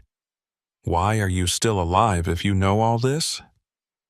The man smiled grimly. "Because I was smart enough to get insurance before I quit. Documentation, photographs, records of shipments cross-referenced with missing persons reports. All of it stored in multiple locations with instructions to release everything if anything happens to me. Lucretia Vane knows I have it. Knows killing me would just make things worse for her organization. So we have an understanding. I stay quiet, I stay breathing. But I can't help people once they're already in the system. That's why I sent you the email. You're still early enough to get out clean if you're smart about it."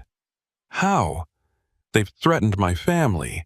They're watching everything I do. They've made it clear that walking away isn't an option. It's always an option. You just have to be willing to pay the price. Mine was relocating my family to another state, changing my name, giving up trucking entirely, and working construction under the table. Yours might be different, but the principle is the same. You can't fight them directly, but you can remove yourself from their reach if you're willing to sacrifice enough."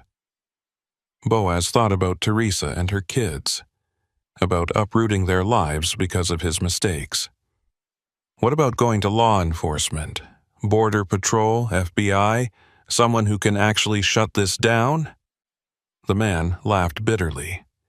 You think they don't have people inside those agencies? Valle Verde's been operating for at least 5 years that I know of, probably longer. You don't survive that long on the border without buying protection at every level. The agents who aren't bought off directly are hamstrung by the ones who are, evidence disappearing, investigations stalling, witnesses dying before they can testify. You go to the authorities, you're just painting a bigger target on yourself. So what am I supposed to do?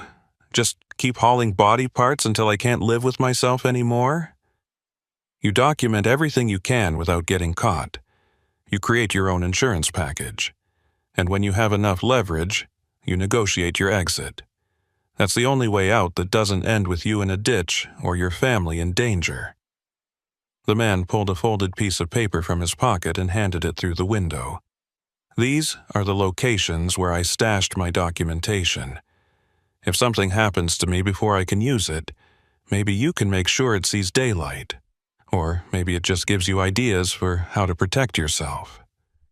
Boaz took the paper, unfolding it to see a list of addresses and storage unit numbers scattered across South Texas and northern Mexico. Why are you helping me? Because I've lost count of how many drivers have been chewed up by this operation. Someone has to survive long enough to make a difference, to gather enough evidence that even Valle Verde's connections can't suppress it. Maybe that's you. Probably not. Statistics aren't in your favor. But I've got to try. The man turned and walked back to his pickup, climbing in without another word. Boaz watched him drive away, turning north on the highway and disappearing into the growing dawn light. He sat alone in his truck, staring at the list of addresses, trying to process everything he'd just learned. Bodies, human trafficking and organ harvesting and murder, all disguised as agricultural distribution. He'd been complicit in that, had delivered cargo containing pieces of people who'd died trying to cross the border seeking better lives. He should have felt horror, revulsion, anger. And he did feel all those things, churning in his gut until he had to open the door and lean out, dry heaving into the parking lot.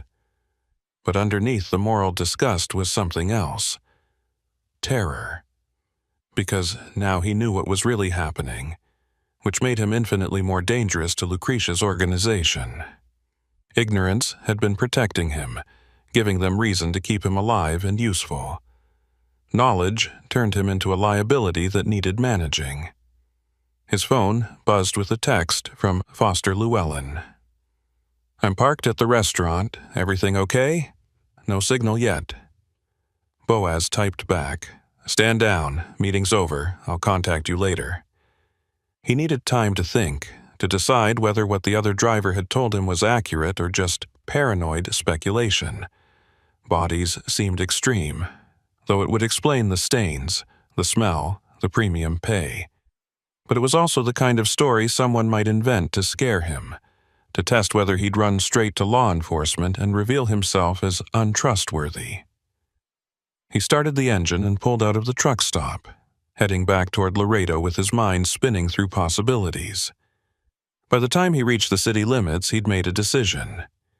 He would make Monday's run as scheduled, but he would be looking for evidence documenting everything he could safely observe. If what the driver said was true, Boaz needed proof before he could make any moves. If it was false, he needed to know that too before he destroyed his life based on bad information. The weekend passed in a fog of anxiety and preparation. Boaz acquired a small HD camera and mounted it inside his cab, positioned to record the loading process and anything visible through his mirrors. He bought a notebook and started logging every detail he could remember about the previous runs: times, locations, vehicle descriptions, names. He avoided all contact with Marcus and ignored 2 calls from Lucretia's number. Sunday night, he barely slept. Monday morning arrived like a verdict being read, final and irreversible. He showered, dressed, loaded his Glock, and drove to the depot with the camera running. Whatever he was about to discover, at least he'd have a record of it. That small act of defiance was all the control he had left. Monday night arrived with the kind of oppressive humidity that made the South Texas air feel like a living thing pressing down on everything it touched. Boaz Kincannon sat in his Peterbilt outside the Laredo depot at 9:45, watching mechanics move through their evening routines under the harsh glare of sodium vapor lights that turned everything beneath them a sickly orange. His hands rested on the steering wheel, not gripping it yet, just touching the worn leather that had molded itself to his palms over 15 years of long hauls. The hidden camera mounted behind his sun visor recorded everything, its tiny lens capturing the loading dock, the workers moving between trailers, the dark sedan already positioned near the depot entrance like a predator waiting for prey to emerge. The weight of the Glock pressed against the small of his back, tucked into his waistband beneath his work shirt.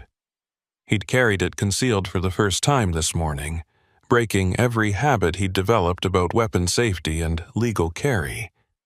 But legal consideration seemed almost quaint now, given what he was involved in. The gun was a small comfort, probably useless if things went truly wrong, but having it there made him feel slightly less helpless. Slightly. His phone buzzed with a text from Marcus. Bay 7, manifest waiting in office. Ms. Vane says everything's confirmed for tonight. Boaz read the message twice, looking for subtext or hidden meaning in the dispatcher's words. Finding none, he climbed out of the cab and walked across the lot toward the dispatch office, every step feeling heavy with significance. The camera in his truck continued recording, preserving the empty cab, the steering wheel, the dashboard lights glowing softly in the darkness. Evidence being accumulated frame by frame, second by second, building a documentary record of whatever came next. The depot felt different tonight. Maybe it had always been this way and he'd just never noticed. Or maybe knowing what he knew now changed how he perceived everything. The shadows between the trailers seemed darker, more concealing. The workers moved with what looked like deliberate avoidance, not making eye contact, staying focused on their tasks with an intensity that suggested they knew better than to be curious. The security cameras mounted on light poles tracked his movement across the lot, lenses following him like mechanical eyes reporting back to someone, somewhere, who was watching and evaluating. Marcus was alone in the dispatch office when Boaz entered, sitting behind his desk with the exhausted expression of a man who'd given up fighting against the current years ago and now just let it carry him wherever it wanted. He pushed a manila folder across the desk without looking up from his computer screen, where a spreadsheet glowed with columns of numbers that probably represented loads and routes and drivers, all the moving pieces of a freight operation that was both exactly what it appeared to be and something much darker underneath. Same route as before, Marcus said quietly. Same timing, same procedures. Loads already staged at Bay 7, seals are attached, refrigeration unit is running. You know the drill by now. Boaz took the folder and opened it, scanning the manifest. Valle Verde Agricultural Distributors, Mixed Produce. Destination, McAllen Distribution Center. Bill of lading, customs documentation, temperature logs, everything in perfect order. Paper trail designed to withstand any casual inspection, maybe even survive serious scrutiny if the inspectors weren't looking for the right things or asking the right questions. Miss Vane mentioned regular rotation starting tonight, Boaz said, watching Marcus's reaction. 4 runs per week, indefinitely. Marcus finally looked up, and for just a moment something passed across his face. Regret, maybe, or sympathy, or the weary recognition of another driver being pulled into the machinery. Yeah, you're on the schedule. Wednesday, Friday, Sunday, plus tonight. Good steady work, good steady pay. Most drivers would kill for that kind of regular rotation. The word choice seemed deliberate. Kill. Most drivers would kill for this opportunity. Boaz wondered how many had, either literally or figuratively. How many had compromised themselves step by step until they were in so deep that murder became just another business cost, another line item in the moral bankruptcy they'd accumulated. "Any special instructions for tonight?" Boaz asked. "Just the usual. Maintain schedule. Follow the route exactly. No unauthorized stops. Escort vehicles will be with you like before." Marcus hesitated, then added in a lower voice, "Look, Kincannon, I don't know what you think is happening here, and I don't want to know. My advice? Do the work, take the money, don't ask questions that don't have good answers. That's how you survive in this business." "What if I can't do that?" Marcus looked at him for a long moment, something sad and knowing in his eyes. "Then you already know what happens. You've been around long enough to understand how this works. Some doors, once you walk through them, they lock behind you. Only way forward is to keep walking." Boaz wanted to ask how Marcus had ended up here, what compromises had led him to this desk and this job and this quiet acceptance of what Valle Verde was doing. But the question seemed cruel, like asking a man in quicksand to explain how he'd gotten stuck. The answer didn't matter. Only the fact of being stuck mattered, and they were both in it now, sinking at different rates towards the same bottom. He left the office without another word, walking back across the lot to Bay 7 where his trailer waited. The refrigeration unit hummed with its steady mechanical rhythm, the sound that had been the soundtrack to his career for so many years. Normally, it was comforting, that steady purr of machinery doing its job, keeping cargo cold, preserving perishables during the long miles between pickup and delivery. Tonight it sounded ominous, like something alive and malevolent breathing in the darkness. Two workers in reflective vests were finishing the seal attachment when Boaz approached, checking the numbers against a clipboard and confirming everything matched. Standard procedure, done thousands of times across thousands of loading docks. A ritual of verification that was supposed to ensure cargo integrity and chain of custody. But seals could be replaced, numbers could be falsified, and the whole system could be corrupted if enough people were willing to look the other way or actively participate in the deception. "All set," one of the workers said in Spanish, not meeting Boaz's eyes.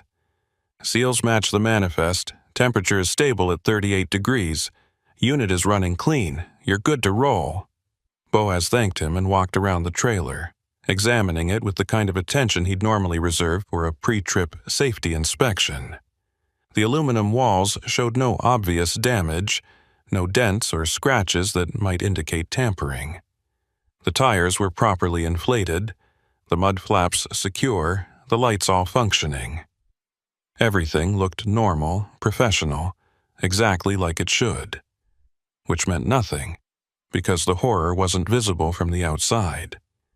It was hidden inside those sealed containers, mixed with the legitimate produce, concealed beneath layers of packaging and refrigeration. He thought about the stains he'd found after previous deliveries, dark marks on the trailer floor that smelled wrong. Organic but rotten in a way that produce shouldn't smell even when it was spoiling. The former driver's words echoed in his mind. Bodies, or parts of them, organs packed in ice, tissue samples, whatever has value on the black market. Human remains being transported like any other commodity, bought and sold and harvested from people who'd crossed the border hoping for better lives, and instead found themselves reduced to spare parts. The nausea that had become his constant companion over the past few days rose again, bile burning the back of his throat. He forced it down, forced himself to breathe slowly through his nose, forced his hands to stay steady as he completed the walk-around inspection. The camera in his cab was recording this too, capturing his approach to the trailer, documenting the seals and the workers and the loading dock. Evidence accumulating frame by frame. Boaz climbed into the cab and started the engine, letting it warm up while he secured the manifest in its holder and adjusted his mirrors. The dark sedan that had been waiting near the depot entrance pulled out and positioned itself on the access road, ready to fall in behind once he exited the lot. They weren't even pretending to be subtle anymore, just openly declaring their surveillance, making sure he understood there was no privacy, no escape, no moment when he wasn't being watched and evaluated.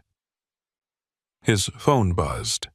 Text from an unknown number, though by now he recognized it as one of several that Lucretia Vane rotated through. Safe travels tonight. Looking forward to our conversation next week about your expanded role. Expanded role. The words carried weight beyond their simple meaning. She was telling him that this wasn't the end point, that more was coming, that the organization had plans for him beyond just driving routes. Maybe recruitment of other drivers, maybe active participation in the logistics of the operation, maybe something worse that he couldn't yet imagine. Each run pulled him deeper. Each payment bought more of his complicity. Each day of silence made him more culpable in whatever Valle Verde was doing. He didn't respond to the text, just put the phone face down on the passenger seat and pulled out of Bay 7. The depot gate attendant waved him through without a word, and Boaz guided the rig onto the access road, watching as the dark sedan merged seamlessly into position behind him. The escort was in place, the cargo was sealed, the route was predetermined. All he had to do was drive, follow instructions, deliver the load, and collect his payment. Simple, easy. Just don't think about what's in the trailer. Don't imagine the people those remains belong to. Don't calculate the moral weight of each mile traveled in service of this operation. The highway stretched ahead, dark and empty except for scattered commercial traffic. Boaz settled into the rhythm of driving, hands on the wheel, eyes on the road, mind trying desperately not to think about anything except the immediate task. But thoughts intruded anyway, unbidden and unwelcome. Teresa and her kids sleeping peacefully in Corpus Christi, unaware that their uncle had become complicit in human trafficking. Foster Llewellyn, somewhere out there in the darkness, maybe on duty, maybe off, hoping that Boaz would make contact and agree to cooperate fully instead of this half measure of gathering evidence while still making runs. The former driver who'd warned him, who'd created his insurance package and escaped, now probably looking over his shoulder every day, wondering if Valle Verde would decide his continued existence was too much of a risk. 20 miles south of Laredo, Boaz passed the first Border Patrol checkpoint. The installation sat lit up like a small city, banks of floodlights illuminating inspection lanes and secondary search areas. Agent vehicles parked in neat rows, the green and white color scheme of federal authority on display. It was supposed to be reassuring, this visible presence of law enforcement protecting the border, interdicting illegal crossings and contraband smuggling. But Boaz knew now that the checkpoint was just theater, a performance of security that Valle Verde had learned to navigate through some combination of corruption, careful planning, and understanding which agents were bought off and which were just too overwhelmed to look too closely. The agent who approached his window was the same young one from previous runs, the one who'd examined his seals with unusual intensity that first night. Tonight, his expression was different, more resigned, less curious. He glanced at Boaz's documents, walked around to verify the seals, and returned without asking any questions or making any comments beyond the standard drive safe dismissal.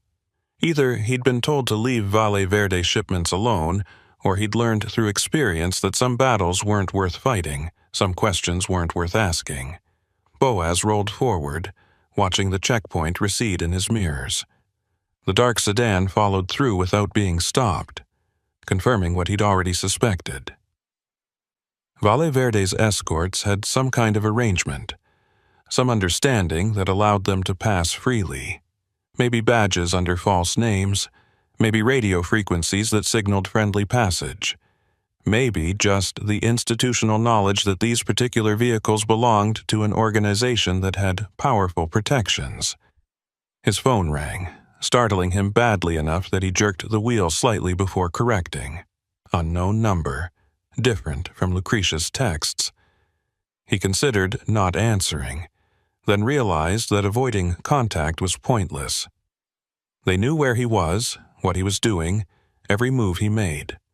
Pretending otherwise was just denial. "This is Boaz. Mr. Kincannon." Male voice, professional and measured, with the kind of calm that suggested either extensive training or natural sociopathy. "My name is irrelevant to this conversation. What's relevant is that I represent certain interests aligned with Ms. Vane's organization, and I wanted to ensure we had clarity about expectations going forward. I already talked to Lucretia about expectations. I'm making the runs, following procedures, keeping my mouth shut. What more do you want?" Continued cooperation, obviously, but also awareness. "You've been asking questions, Mr. Kincannon, talking to people, making inquiries, demonstrating curiosity about matters that don't concern you. That creates complications." Boaz's blood ran cold. They knew about Ensenal, knew about his meeting with the former driver. Possibly they knew about Foster, too, knew about every contact he'd made and every conversation he'd had. The surveillance wasn't just following him during runs, it was comprehensive, covering every aspect of his life, tracking every move he made. "I haven't talked to anyone," he said, trying to keep his voice steady. "We both know that's untrue. But I'm not calling to debate facts. I'm calling to clarify consequences. Your family in Corpus Christi, they're very important to you. Your sister Teresa, her children Miguel and Sophia, they represent your entire world outside of this work. That makes them both your greatest strength and your greatest vulnerability." The casual mention of his niece and nephew's names felt like a physical blow. Boaz's hands tightened on the steering wheel until his knuckles went white, rage and terror warring in his chest. "You leave them alone. They have nothing to do with this.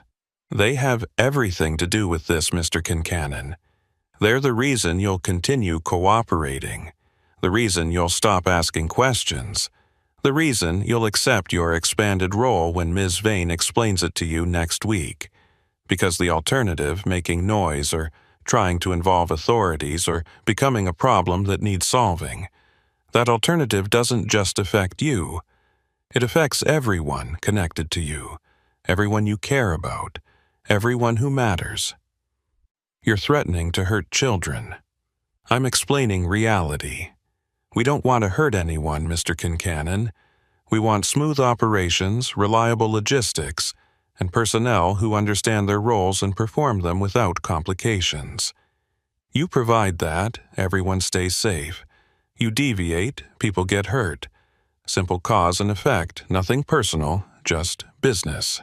The line went dead before Boaz could respond. He drove in silence for several miles, hands shaking, breath coming in shallow gasps that he had to consciously slow down before he hyperventilated. The camera was recording this too, capturing his reaction, the trembling hands, the fear written across his face. Evidence that Valle Verde was using threats against his family to ensure compliance. But evidence only mattered if someone was watching who could act on it, and right now Boaz had no confidence that such people existed. He thought about calling Foster immediately, reporting the threat, asking for federal protection for Teresa and the kids. But that would confirm to Valle Verde that he was cooperating with law enforcement, would probably accelerate whatever violence they were planning rather than preventing it. The smart move was to stay quiet, act compliant, continue gathering evidence while hoping Foster's team could move fast enough to disrupt the operation before the threats became actions. South of Zapata, a second vehicle joined the dark sedan behind him. Not the white SUV from previous runs, but a black pickup truck with tinted windows and no visible plates. The two vehicles bracketed him now, one following directly and one offset to the side, moving in coordinated patterns that spoke to training and experience. Professional surveillance, probably former military or law enforcement, people who knew how to track targets and prevent escape attempts. Boaz was boxed in, trapped between the escort vehicles and the knowledge of what his cargo contained, driving toward a destination he didn't want to reach but couldn't avoid. Around midnight, exhaustion started to creep in despite the adrenaline. He'd been running on fear and coffee for days, barely sleeping, constantly vigilant, and his body was demanding rest that he couldn't afford to give it. He forced his eyes to stay open, pinched his arm hard enough to leave marks, anything to stay alert. Falling asleep at the wheel would end this in the worst possible way, a crash that killed him and destroyed the evidence and left Teresa and her kids vulnerable to whatever Valle Verde decided to do. His phone buzzed with a text from Foster Llewellyn. "Passed you at checkpoint. Everything okay?" Boaz stared at the message, thumb hovering over the keyboard. Foster must have been working the checkpoint tonight. Must have seen Boaz come through with the escort vehicles in tow. The agent was reaching out, offering support, reminding him that cooperation was still an option, but responding was dangerous, possibly fatal, if Valle Verde was monitoring his phone communications. The smart move was to ignore the text, maintain radio silence, continue playing the role of compliant driver. Instead, he typed, "Can't talk, being watched. Wednesday they're screening me, polygraph, and financial audit. After that, I'm finished either way." He sent the message before he could reconsider, then immediately regretted it. If Valle Verde saw that communication, if they were intercepting his texts or had access to his phone records, he'd just confirmed their worst suspicions. But maybe that didn't matter anymore. Maybe he was already marked for elimination, and this just moved up the timeline. At least Foster would know, would understand that something was coming, would hopefully be ready to act. 3 dots appeared, Foster typing a response. They disappeared, appeared again, disappeared. Finally, "Don't go to screening. Meet me tomorrow morning, same library, 9 a.m. We can protect you and your family if you cooperate fully. This is your last chance to get out alive." Boaz read the message 3 times, considering options that all seemed bad in different ways. Meet Foster and probably trigger an immediate response from Valle Verde, who were almost certainly monitoring this conversation. Skip the meeting and the Wednesday screening. Run somewhere and hope federal protection could catch up before Valle Verde's people found him. Or show up Wednesday as scheduled, accept whatever was coming, and hope the recording devices Foster had given him would capture enough evidence to matter. He deleted both messages and put the phone away. Decision made. He would continue the charade, would play the role of compliant driver, would walk into Wednesday's screening with recording devices running and let Valle Verde reveal itself through its own actions. It was probably suicide, but it was suicide in service of something bigger than his own survival. The evidence would exist, documented and preserved, ready to burn the operation down even if Boaz didn't live to see it. Rio Grande City appeared ahead, the small town sleeping peacefully beneath scattered streetlights. Boaz remembered the man who'd watched his truck at the fuel stop during that first run, standing in shadows with that predatory stillness. Tonight, he had no intention of stopping, but as he passed the truck stop, he couldn't help glancing over. The lot was mostly empty, just a couple of big rigs parked at the fuel pumps, drivers probably inside paying or grabbing coffee. Normal, late-night scene, nothing threatening.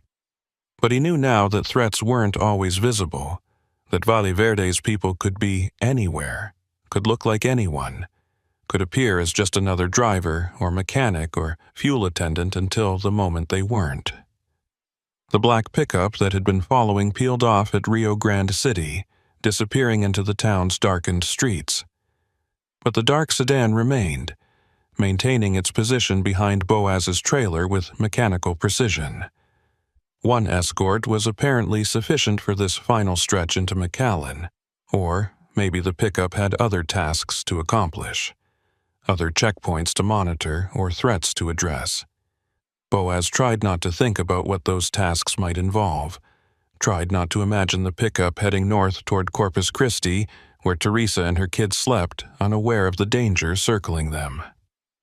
The final 40 miles into McAllen passed in a blur of exhaustion and hypervigilance. Boaz's eyes burned from staring at the road. His shoulders ached from tension that wouldn't release. His jaw hurt from clenching his teeth.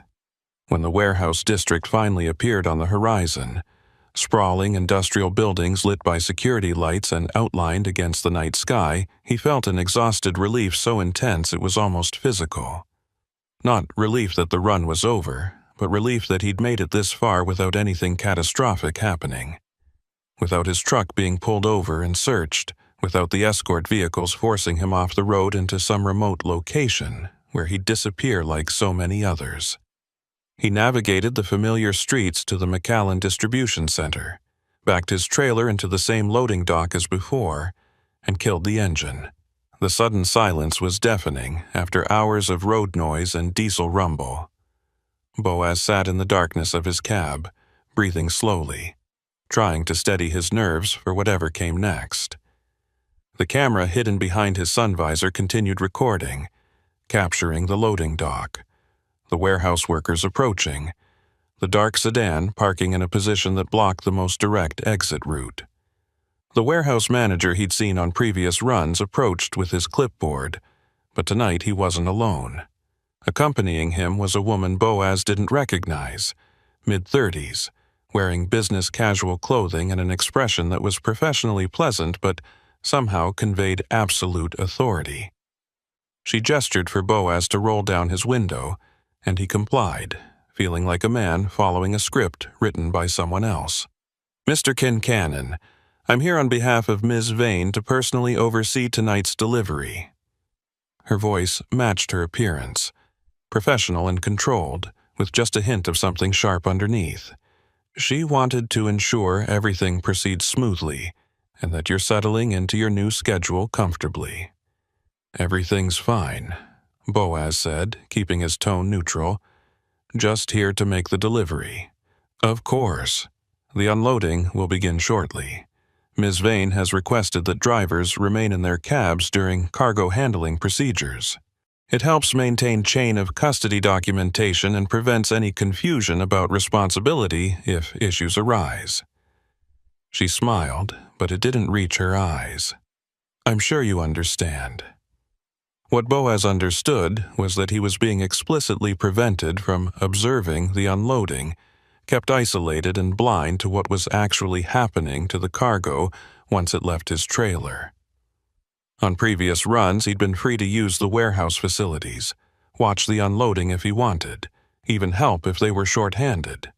Now that freedom was gone, replaced by polite but firm instructions to stay put and stay ignorant. "Understood," he said, rolling the window back up. The woman stepped back and spoke quietly into a radio, and within moments workers appeared to begin the unloading process. Forklifts moved into position, the trailer doors were unsealed and opened, and pallets started moving from Boaz's trailer into the warehouse with efficient speed. He watched in his mirrors, camera recording everything, trying to see details that might reveal what was really being transported. The workers handled the pallets with standard care. Nothing unusual about their movements or procedures. The cargo looked exactly like what the manifest claimed. Produce, wrapped in plastic, stacked neatly on wooden pallets. But Boaz knew now that appearances meant nothing, that horror could be concealed beneath layers of legitimate business, that the true cargo was hidden inside or beneath the visible shipment. 15 minutes into the unloading, something happened that made every nerve in Boaz's body fire at once. One of the forklift operators misjudged a turn, and the pallet he was carrying struck the edge of the trailer door frame. The impact wasn't severe, just a glancing blow, but it was enough to destabilize the load. The pallet tilted, boxes shifted, and several containers tumbled off the forks and hit the concrete warehouse floor. The response was immediate and telling. Workers converged on the spill from every direction, moving with urgent coordination. The woman who'd spoken to Boaz was on her radio instantly, speaking rapid Spanish that he couldn't fully follow from this distance. More personnel appeared, carrying large plastic bins and industrial cleaning supplies. They formed a perimeter around the spill, blocking it from Boaz's view with their bodies while other workers scrambled to recover whatever had fallen. Through gaps in the human wall, Boaz caught glimpses of the cleanup. Produce was scattered across the floor, tomatoes and peppers rolling in different directions. But the workers weren't just gathering vegetables. They were collecting other items too, smaller packages that had apparently been concealed within the produce shipments, containers that had split open on impact and spilled their contents. The camera in Boaz's cab couldn't capture clear details from this angle and distance, but it recorded the frantic response, the obvious urgency, the way supervisors directed workers with terse commands and angry gestures. The cleanup took 20 minutes, far longer than a simple produce spill should have required. Workers scrubbed the floor with chemical cleaners, the sharp smell reaching Boaz even inside his locked cab. Whatever had spilled wasn't just vegetables, wasn't just agricultural products that could be swept up and disposed of normally. It was something that required decontamination, something that left residue that needed to be chemically neutralized. When the woman finally approached Boaz's window again, her professional composure had cracked slightly. Stress lines were visible around her eyes, and her voice carried an edge it hadn't before. A small accident, nothing serious. The unloading will continue shortly. She paused, studying his face intently. I trust you understand that accidents happen in freight operations, that they're routine and not worth discussing or documenting beyond standard incident reports. I didn't see anything worth documenting, Boaz said carefully. Just a dropped pallet and some produce spilling. Happens all the time. The woman's expression relaxed fractionally. Exactly. Ms. Vane appreciates your professionalism and discretion. Your payment for tonight will reflect that appreciation. She walked away, and the unloading resumed. Workers moved the remaining pallets with exaggerated care, every movement deliberate and cautious. Whatever had nearly been exposed by the dropped pallet, they were determined not to risk a repeat incident. Boaz watched it all, camera recording, mind cataloging details and trying to piece together what had actually spilled. The former driver's words echoed again. Organs packed in ice, tissue samples, whatever has value on the black market.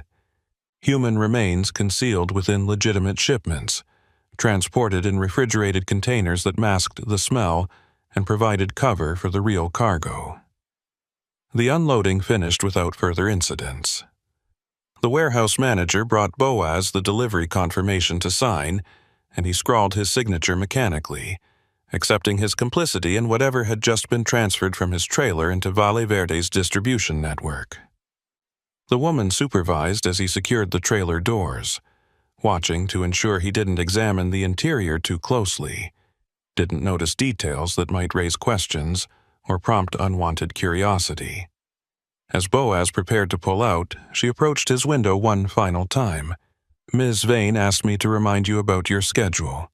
Wednesday, Friday, and Sunday runs this week, all following the same procedures.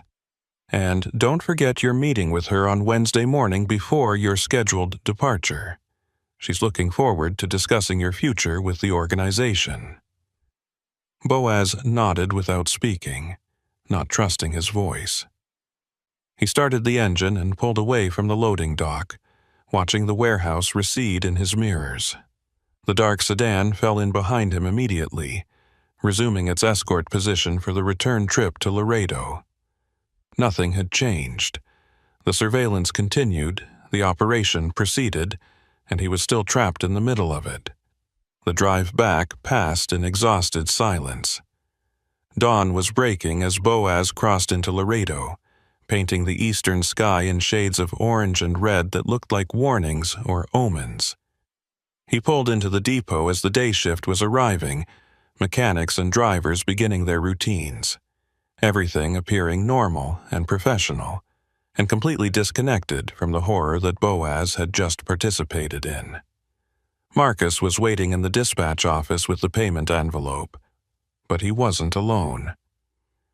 Two men Boaz had never seen before stood flanking the desk, silent and watchful, wearing dark suits that were too formal for a freight depot. Security, probably, or enforcers or whatever Valle Verde called the people who handled problems that required physical solutions.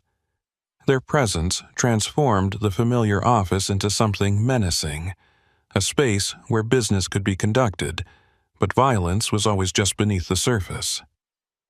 Marcus slid the envelope across the desk without meeting Boaz's eyes.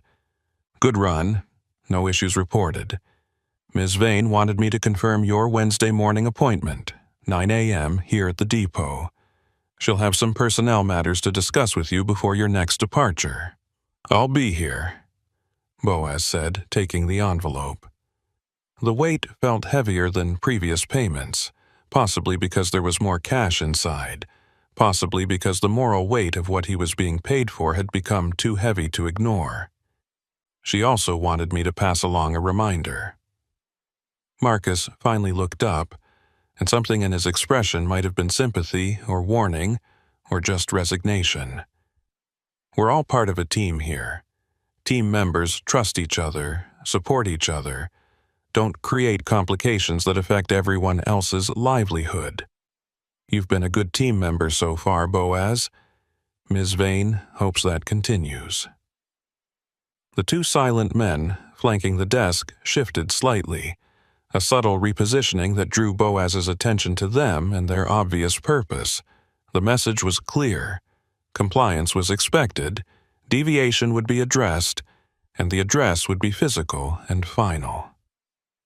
"No complications from me," Boaz said quietly. "I know my role." He left the office and walked across the lot to his truck, feeling the two men's eyes tracking his movement until he climbed into the cab and closed the door. The envelope went into his glove compartment next to Foster Llewellyn's business card, payment and potential salvation sitting side by side. The camera went into the lockbox in his apartment, added to the growing collection of evidence that might matter or might just be documentation of his own descent into complicity. Boaz drove home through morning traffic, surrounded by normal people heading to normal jobs, living normal lives that didn't include knowledge of human trafficking or organ harvesting or the casual evil that flourished along the border. He envied them their ignorance, their ability to move through the world without carrying the weight of what he knew. But that envy was pointless, because he couldn't unknow what he'd learned, couldn't unsee what he'd witnessed, couldn't erase his own participation in Valle Verde's operations. At his apartment, he tried to sleep but couldn't. His mind churned through scenarios, playing out Wednesday's screening in different variations that all ended badly. If Valle Verde's polygraph was competent, they'd detect his deception, discover his contact with Foster, realize he was gathering evidence. If their financial audit was thorough, they'd find traces of his research into their organization, notice the patterns in his movements that suggested surveillance or preparation. Either way, Wednesday would expose him, and then the only questions were how quickly they'd act and whether Foster could intervene before Valle Verde's people made him disappear. He spent Tuesday in a fog of anxiety and preparation, organizing what few affairs he had to organize. He withdrew cash from his legitimate accounts, leaving just enough to avoid triggering bank alerts.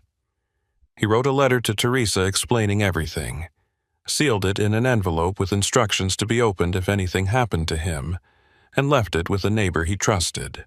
He cleaned his apartment methodically, throwing away anything that might implicate other people if Valverde searched the place after he was gone. By evening, his life had been reduced to essentials: clothes, documents, the Glock, and the lockbox containing evidence that might survive him.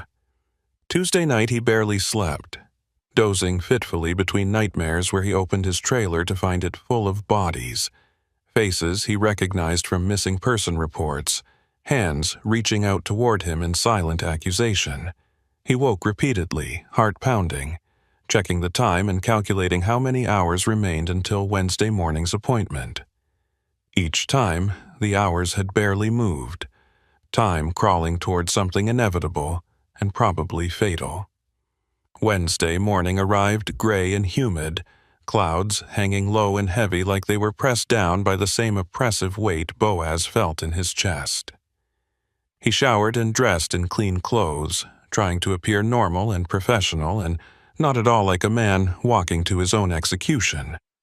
The recording devices Foster had given him were already in place, hidden beneath his clothing. Tiny microphones and transmitters that would capture audio and GPS coordinates throughout whatever happened today. If nothing else, there would be a record, evidence that would survive even if he didn't. He arrived at the depot at 8:45. Early, but not suspiciously so. Marcus was already in the dispatch office, looking even more tired and defeated than usual. He gestured toward the back hallway without speaking, apparently unable or unwilling to pretend that this was just another routine meeting. Boaz followed the gesture, walking down a corridor he'd never accessed before, past storage rooms and break areas that were empty at this hour, until he reached a door marked "Conference Room" in faded letters. Inside, Lucretia Vane was waiting. She sat at the head of a long table, perfectly composed in an expensive business suit, hair pulled back in a severe bun that emphasized the sharp angles of her face. The two men who'd been in the dispatch office Monday morning flanked her, standing against the wall like sentries. On the table in front of Lucretia sat a tablet, several folders, and what looked like polygraph equipment, the sensors and blood pressure cuff arranged neatly on the polished surface. "Boaz, thank you for being punctual. Please sit." She gestured to the chair directly across from her, positioning him with his back to the door and the two men behind him in his peripheral vision. Power dynamics established through simple geography. Boaz sat, hands in his lap, where the recording devices could capture everything said in the room. His heart rate was elevated but not racing, fear controlled through sheer force of will. If he was going to die today, he'd at least die with dignity, with evidence preserved, with some small contribution to bringing down the operation that had killed so many others. "I appreciate your cooperation with this security review," Lucretia began, her voice professionally pleasant. "As our operations expand, we need to ensure that all personnel meet our elevated standards for discretion and reliability. I'm sure you understand." "Of course." "Excellent. Let's begin with financial verification. Our auditing team reviewed your banking records and noticed several large cash deposits over the past 2 weeks. Deposits that exceed what you should have received from your official employment with the freight company. Can you explain those?" Here it was, the first trap. Admitting the deposits came from Valverde confirmed he'd been paid off the books, which created leverage. Denying the deposits existed would be an obvious lie, easily disproven. The only option was to acknowledge the payments and frame them as legitimate. "Those are payments for the runs I've been making, cash, like your organization specified. I deposited some of it because I had bills to pay. And some of it you sent to your sister in Corpus Christi, correct?" "Yes, she's struggling financially. I help when I can." Lucretia nodded, making a note on her tablet. "Family loyalty is admirable, but it creates patterns, Boaz. Financial trails that could potentially interest law enforcement if they were investigating our operations. We prefer drivers who keep their Valle Verde income completely separate from their legitimate finances, who understand the importance of maintaining clean documentation. I understand. I can adjust how I handle payments going forward. Good. That brings us to the next matter. Our surveillance team noticed some irregularities in your movements over the past week. Specifically, a trip to Ensenal where you met with someone we've been monitoring, someone who used to work for Valle Verde before he decided our arrangement wasn't to his liking. Want to tell me about that conversation? Boaz felt his stomach drop, but forced his expression to stay neutral. They'd been watching the whole time, had documented his meeting with the former driver, knew he'd been seeking information. The recording devices captured his response and Lucretia's question, preserving evidence of Valle Verde's surveillance capabilities. He contacted me, said he wanted to warn me about something, give me advice about working for your organization. I listened, but I didn't take any actions based on what he said. And what did he say? That Valle Verde is dangerous to work for, that drivers who ask questions tend to disappear, that I should document everything and create insurance for myself.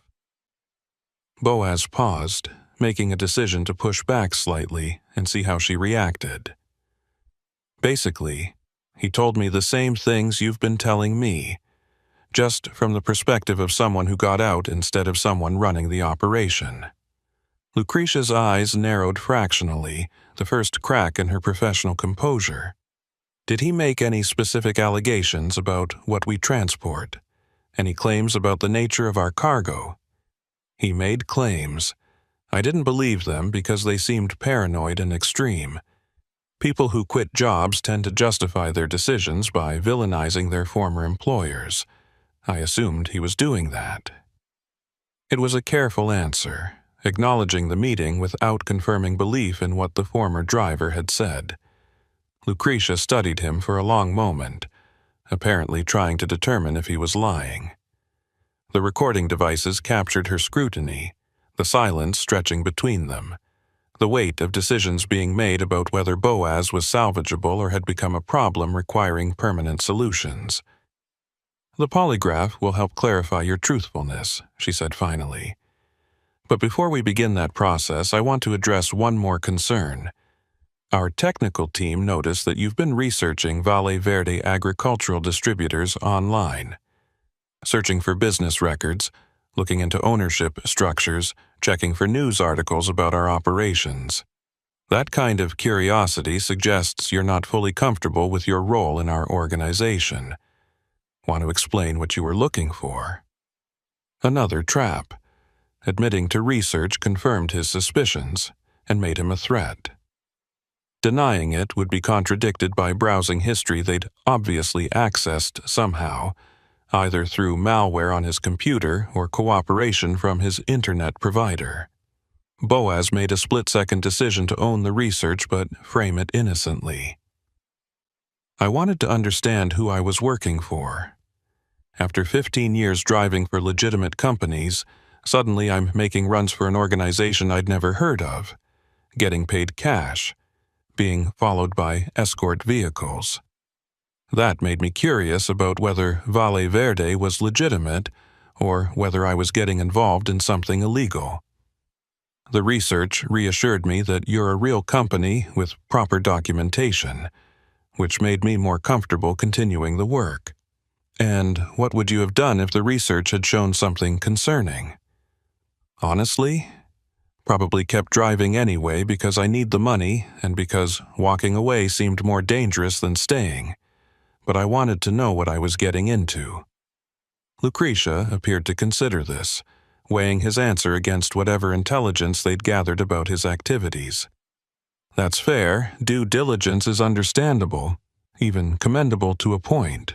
The problem is when due diligence crosses into investigation, when drivers start seeing themselves as informants rather than employees. We've had issues with that in the past. Drivers who convinced themselves they were heroes for cooperating with law enforcement. Those situations never end well, Boaz. Not for the drivers, not for anyone connected to them. The threat was clear, barely even veiled. Boaz kept his expression neutral, didn't react, just sat waiting for whatever came next. The recording devices captured Lucretia's words, preserving evidence of the intimidation, even if Valle Verde's lawyers would later claim it was just general discussion of company policy. "Let's proceed with the polygraph," Lucretia said, pulling the equipment closer. "Standard questions. Nothing invasive. Have you ever stolen from the company? Have you discussed Valle Verde's operations with law enforcement? Do you intend to continue working for us reliably? Simple yes or no answers. The machine will indicate if you're being truthful." This was it, the moment where everything would likely come apart. Boaz couldn't pass questions about law enforcement contact because he'd met with Foster, had recording devices on his body right now, was actively gathering evidence. The polygraph would show deception. Lucretia would know he was compromised, and then violence would follow. The two men behind him would move, the conference room door would lock, and Boaz would disappear like so many others. Unless Foster's team was close enough to intervene. Unless they were monitoring his GPS coordinates and had positioned arrest teams nearby. Unless the federal law enforcement apparatus could move fast enough to save him before Valle Verde's enforcers finished what they'd started. Boaz extended his arm for the blood pressure cuff, accepting the inevitable.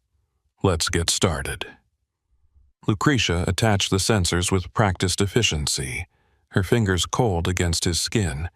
The equipment powered on, baseline measurements establishing his normal heart rate and breathing patterns. The machine hummed softly, recording physiological responses that would betray any attempt at deception. "First question," Lucretia said, watching both Boaz and the machine's readouts. "Have you ever discussed Valle Verde's operations with anyone outside the organization?" Yes. Technically true, because he'd talked to Teresa about the job in vague terms, had mentioned Valle Verde to the mechanic who serviced his truck. The machine registered the truthful answer. "Have you had any contact with law enforcement regarding Valle Verde specifically?" This was the trap question, the one designed to expose his cooperation with Foster. Boaz took a slow breath, aware that the recording devices were capturing everything, that this moment would either condemn him or provide crucial evidence. "Yes." Lucretia's expression froze, surprise flickering across her face before professional control reasserted itself. "Explain." "Border Patrol agents have inspected my cargo at checkpoints multiple times. Federal regulations require cooperation with law enforcement during those inspections. If that counts as contact, then yes, I've had contact." It was technically accurate, a literal interpretation of the question that avoided the deeper truth about Foster, but the polygraph measured physiological stress, not technical accuracy. The machine's readouts showed elevated heart rate, increased perspiration, signs of deception or anxiety. Lucretia studied the graphs, her expression hardening. "That's not what I'm asking, and you know it. Have you met with law enforcement outside of routine checkpoint inspections? Have you provided them with information about Valle Verde's operations? Have you agreed to cooperate with any investigation?" The three questions came rapid fire, designed to overwhelm and provoke honest reactions. Boaz felt sweat breaking out across his forehead, his heart hammering against his ribs. The recording devices captured Lucretia's interrogation, documenting the pressure and the threats implicit in her tone. Before he could answer, the conference room door burst open. Federal agents in tactical gear flooded in, weapons raised, voices shouting commands. "Federal agents! Hands where we can see them! Nobody move!" Lucretia's hand darted toward something beneath the table, but agents were on her before she could reach it, forcing her down, securing her wrists with zip ties. The two men behind Boaz tried to resist and were tackled instantly, slammed face first into the floor with enough force to crack the tile. More agents poured through the door, spreading through the depot, securing personnel and equipment. Foster Llewellyn appeared in the doorway, badge held high, eyes scanning the room until he found Boaz still sitting in the chair with the polygraph sensors attached. "You all right?" Boaz couldn't speak, couldn't process what was happening. He just nodded, hands shaking as he pulled off the blood pressure cuff and sensors. The room filled with federal agents, Border Patrol and FBI and DEA, all moving with coordinated precision that spoke to extensive planning and surveillance. "We've been monitoring your GPS and audio for the past hour," Foster said, helping Boaz to his feet. "When your heart rate spiked and we heard Lucretia pushing you about law enforcement contact, we moved. You did good, Boaz. The recordings you made over the past week, combined with what we captured today, it's enough for warrants across the entire network." Through the conference room door, Boaz could see the depot in chaos. Agents were securing vehicles, detaining workers, photographing everything. Marcus was being led out in handcuffs, head down, not resisting. Other drivers stood confused, some protesting innocence, others accepting arrest with resignation. The entire operation was being dismantled in real time, years of Valle Verde's carefully constructed infrastructure collapsing in minutes. "What about my family?" Boaz asked, finding his voice. "Teresa and the kids, are they safe?"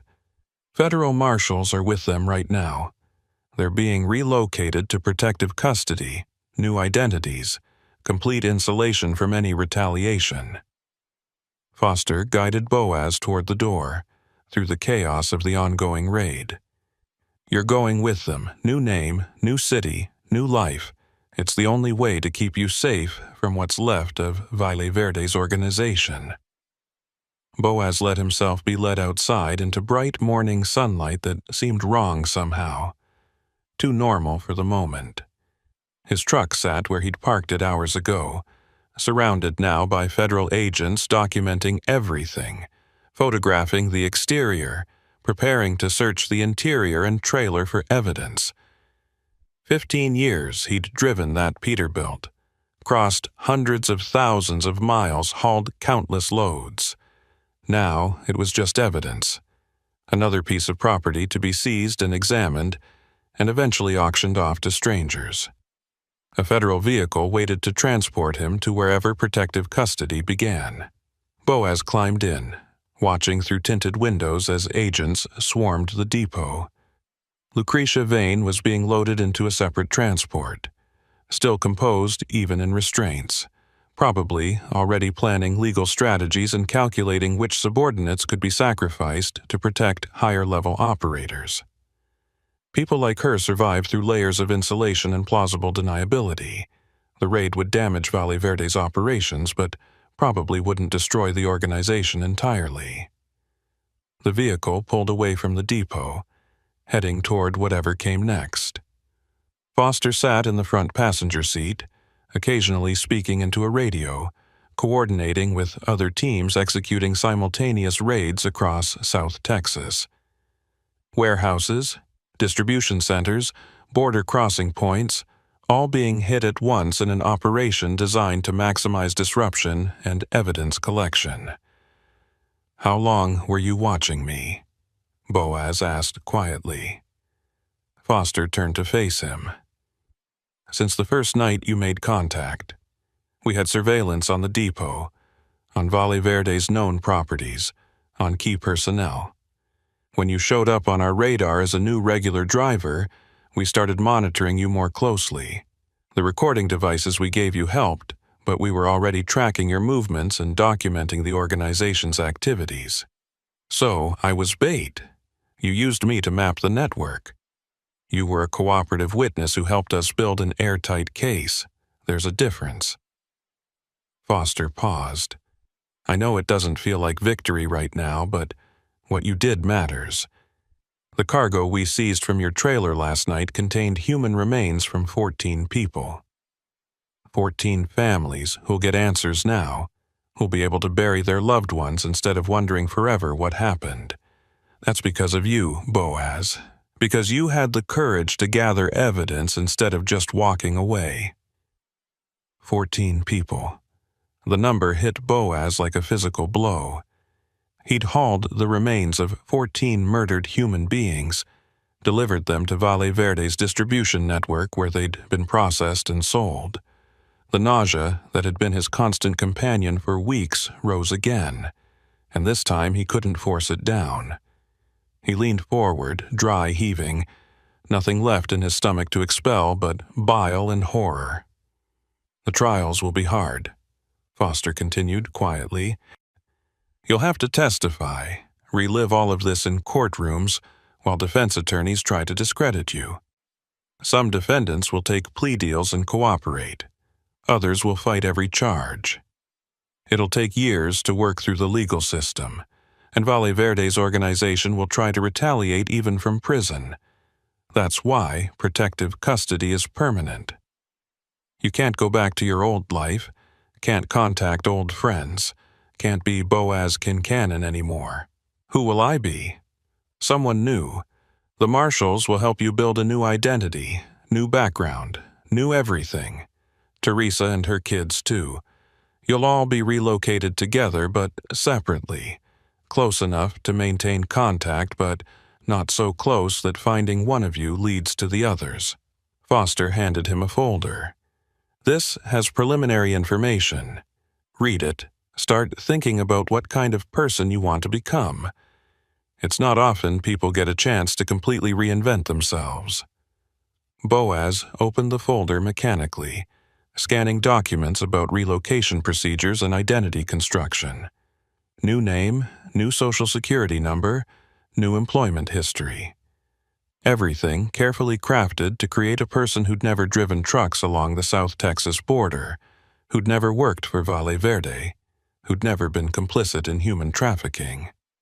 A clean slate purchased through testimony and cooperation, leaving behind everything he'd been for 15 years. 3 months later, Boaz sat in a safe house somewhere in the upper Midwest, surrounded by federal agents preparing him for his first trial testimony. The legal machinery had been grinding forward, indictments handed down, defendants arraigned, discovery processes beginning. Some of Valle Verde's operators had flipped immediately, providing testimony about the organization's structure in exchange for reduced sentences. Others were fighting, hiring expensive lawyers, filing motions to suppress evidence and discredit witnesses. Lucretia Vane was fighting. Her attorneys had filed dozens of motions, challenging everything from the constitutionality of the raid to the admissibility of the recordings Boaz had made. They were building a defense based on entrapment and improper surveillance, arguing that federal agents had coerced Boaz into gathering evidence without proper authorization.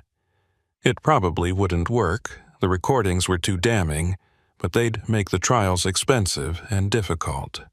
Teresa and the kids were safe, relocated under new identities to a city Boaz wasn't allowed to know about. He'd said goodbye through a video call that lasted 15 minutes, watching them try to be brave while their lives were torn apart.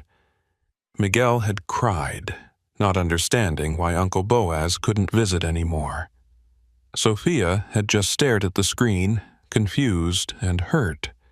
Teresa had been strongest, thanking him for trying to do right even though the cost was devastating.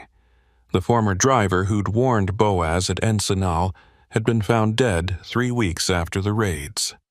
Official cause of death was listed as suicide. Single gunshot to the head.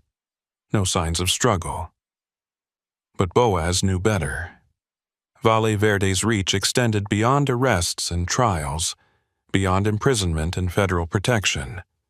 The organization was settling accounts, eliminating loose ends, sending messages to anyone who might consider cooperation. Foster visited occasionally, updating Boaz on trial preparations and investigation progress.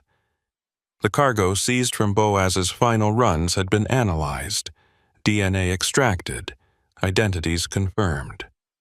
16 people total, not 14 like Foster had initially estimated. 16 human beings who'd crossed the border hoping for better lives and instead been murdered, dismembered, reduced to commodities in Valle Verde's trafficking network. 16 families who finally had answers, even if those answers were unbearable. The first trial starts next month, Foster said during one visit, sitting across from Boaz in the safe house's cramped living room. Lucretia Vane and 4 of her lieutenants, charged with conspiracy to commit murder, human trafficking, and racketeering.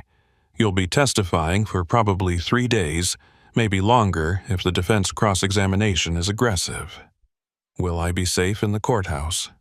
We'll have security, but I can't guarantee complete safety. Valle Verde still has resources, still has connections. The marshals will do everything possible to protect you, but there's always risk.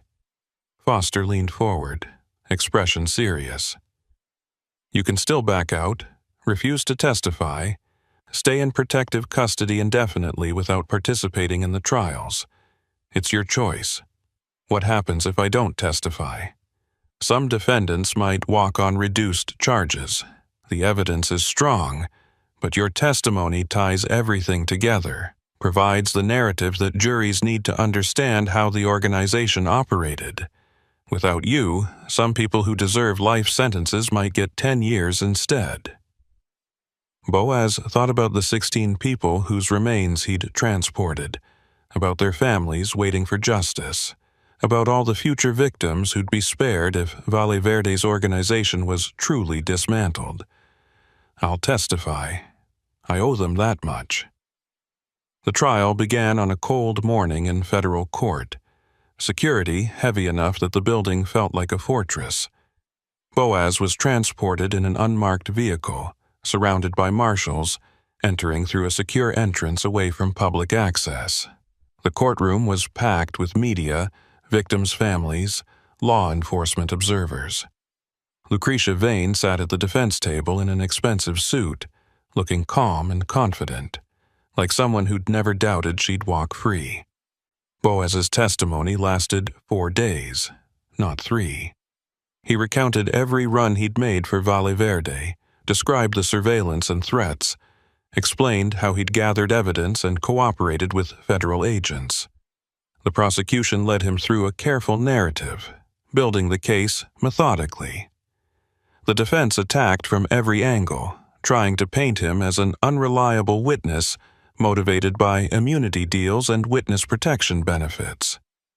Isn't it true, Mr. Kincannon, that you only cooperated with law enforcement after you'd already been paid thousands of dollars for hauling what you knew to be human remains? The defense attorney was aggressive, trying to rattle him. I cooperated after I discovered what I was hauling. The payments weren't relevant to my decision. But you kept the money, didn't you? Profited from your participation in this alleged trafficking network. The money was seized as evidence. I didn't keep anything except my life. The exchanges went on for hours, defense attorneys probing for inconsistencies or contradictions that might undermine his credibility. Boaz stuck to the truth, answered every question carefully, refused to be provoked into angry responses that could be used against him. It was exhausting, degrading, but necessary. The jury deliberated for 6 days before returning verdicts. Lucretia Vane, guilty on all counts. Her lieutenants, guilty on most counts. Hung jury on a few lesser charges. Sentences would be handed down later, but conviction on federal racketeering and human trafficking charges meant decades in prison minimum, possibly life for the most serious defendants. Boaz watched the verdicts being read from a secure viewing room, seeing Lucretia's composure finally crack as the jury foreman announced guilty for the 18th time. She'd lost, her organization was crippled, and she'd spend the rest of her life in federal prison. It should have felt like victory, like justice being served. Instead, it just felt hollow, a conclusion to something that had destroyed too many lives to ever be made right.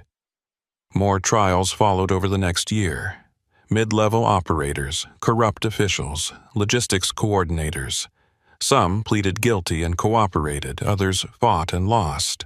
The evidence Boaz and others had gathered was too comprehensive, too well documented to overcome. Valle Verde's South Texas network was dismantled piece by piece. Hundreds of arrests, dozens of convictions. But Boaz knew the organization hadn't been destroyed, just disrupted. Other networks would fill the vacuum. Other traffickers would adapt Valle Verde's methods. Other drivers would be recruited to haul cargo they didn't understand until it was too late. The border would continue to be what it had always been, a place where desperate people encountered predatory systems, where human suffering became profitable, where good intentions collided with brutal reality. 2 years after the raids, Boaz sat in a small apartment in a city he still couldn't name publicly, living under a name that still didn't feel like his own. He worked construction now, union job with decent pay, completely separate from trucking and freight and anything that might connect him to his former life. The people he worked with knew him as someone who'd moved here for a fresh start, someone escaping a bad divorce or failed business. They didn't know about Valle Verde, about the trials, about the 16 people whose remains he'd hauled across South Texas. Teresa and the kids were doing okay, according to the occasional supervised communications the marshals allowed. Miguel was adjusting to his new school. Sophia had made friends in her new neighborhood. Teresa had found work teaching at a local community college. They had new names, too, new identities, new lives built on the foundation of federal protection and deliberate amnesia about everything before. Sometimes Boaz dreamed about driving, about long, empty highways stretching toward horizons he'd never reach. In those dreams, his trailer was always full of cargo he couldn't see, weight he could feel but never verify, sealed containers that leaked dark fluid onto the road behind him. He'd wake gasping, checking his hands for stains that weren't there, reassuring himself that he wasn't behind the wheel anymore, that he'd gotten out, that the evidence he'd gathered had mattered. But he knew the dreams would never stop entirely, that he'd carry Valle Verde with him for the rest of his life. The price of doing the right thing, of trying to stop something bigger than himself, was permanent displacement and permanent vigilance. He'd traded his identity for a chance at justice, gambled everything on the hope that exposing Valle Verde might save future victims. Whether that gamble had been worth it, he honestly couldn't say. On good days, he thought about the 16 families who'd gotten answers, about the lives potentially saved by dismantling the trafficking network. On bad days, he thought about Teresa's kids crying on that video call, about the former driver found dead with a bullet in his head, about his own reflection in the mirror that looked like a stranger. Late one night, the phone rang. His secure line, the one only federal marshals and certain law enforcement personnel had access to. He answered, expecting an update about trial scheduling or security protocols. Boaz Kincannon? Female voice, unfamiliar, professional. His blood ran cold at the use of his real name. Who is this? Someone who knows what you did. Someone who wants you to know that Valle Verde hasn't forgotten. We're patient. We can wait as long as necessary, and when the time is right, when your handlers stop watching so carefully, we'll settle our accounts. The line went dead. Boaz sat holding the phone, fear flooding back with crushing intensity. They'd found him already, penetrated whatever security the marshals had established, made contact to remind him that he'd never truly be safe. The trials might have imprisoned some of Valle Verde's operators, but the organization itself continued, adapting and evolving, patient and vengeful. He called his marshal handler immediately, reported the threat, requested enhanced security. The response was efficient and professional. New phone, new security protocols, investigation into how his contact information had been compromised. But Boaz knew it wouldn't matter. If Valle Verde could find him once, they could find him again, and again, and again, until eventually they succeeded, or he died of old age, whichever came first. That was his future now, looking over his shoulder perpetually, wondering if every stranger was the one Valle Verde had sent to collect their debt. The legal victories had been real, the convictions meaningful, the operation disrupted significantly. But Valle Verde's reach was longer than federal protection, their patience deeper than witness security protocols, their commitment to revenge stronger than any safeguards the government could provide.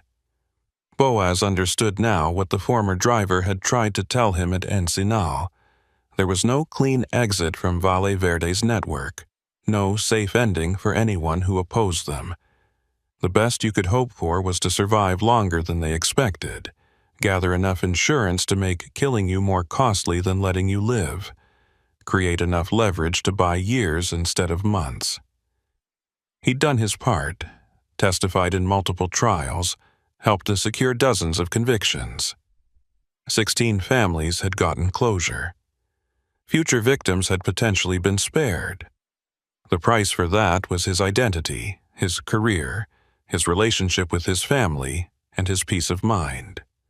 Whether the trade was worth it depended on which moment you asked him. On good days, when the sun was shining and the nightmares had faded, and Teresa's supervised emails talked about Miguel's good grades and Sophia's soccer team, Boaz could convince himself he'd made the right choice. That stopping Valle Verde, even temporarily, even partially, justified the end. That being a witness instead of a perpetrator was the only moral path available to him.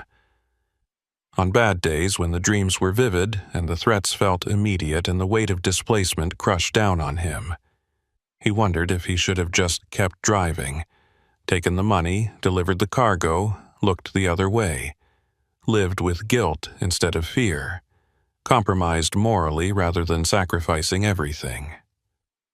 But those were false choices, really. There was no version of this story where Boaz Kincannon kept his old life intact.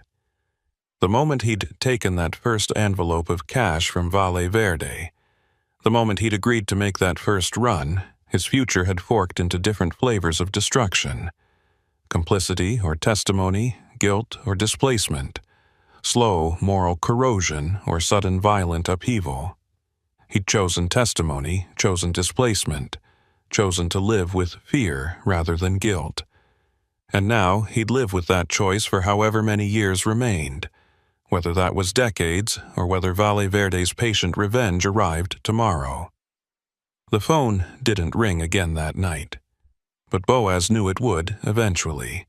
They'd make contact periodically, reminding him they hadn't forgotten, maintaining psychological pressure even if physical violence wasn't immediately practical. That was how organizations like Valle Verde operated, through patient intimidation, through the slow erosion of security and sanity, through the certainty that escape was an illusion and safety was temporary. Boaz turned off the lights in his small apartment and sat in the darkness, listening to traffic sounds from the street below. Normal city noise, people living normal lives, unaware that a former trucker who'd testified against human traffickers was sitting 3 floors above them, waiting for violence that might come tonight or might come in 10 years. This was his life now. This was what doing the right thing had cost him, and he'd make the same choice again if he had to, because the alternative was unthinkable, because 16 families deserved answers, because future victims deserved whatever protection his testimony could provide. But he'd never stop looking over his shoulder. Never stopped checking locks and scanning crowds and wondering if today was the day Valle Verde's patience ran out. That was the price of justice, paid in full forever.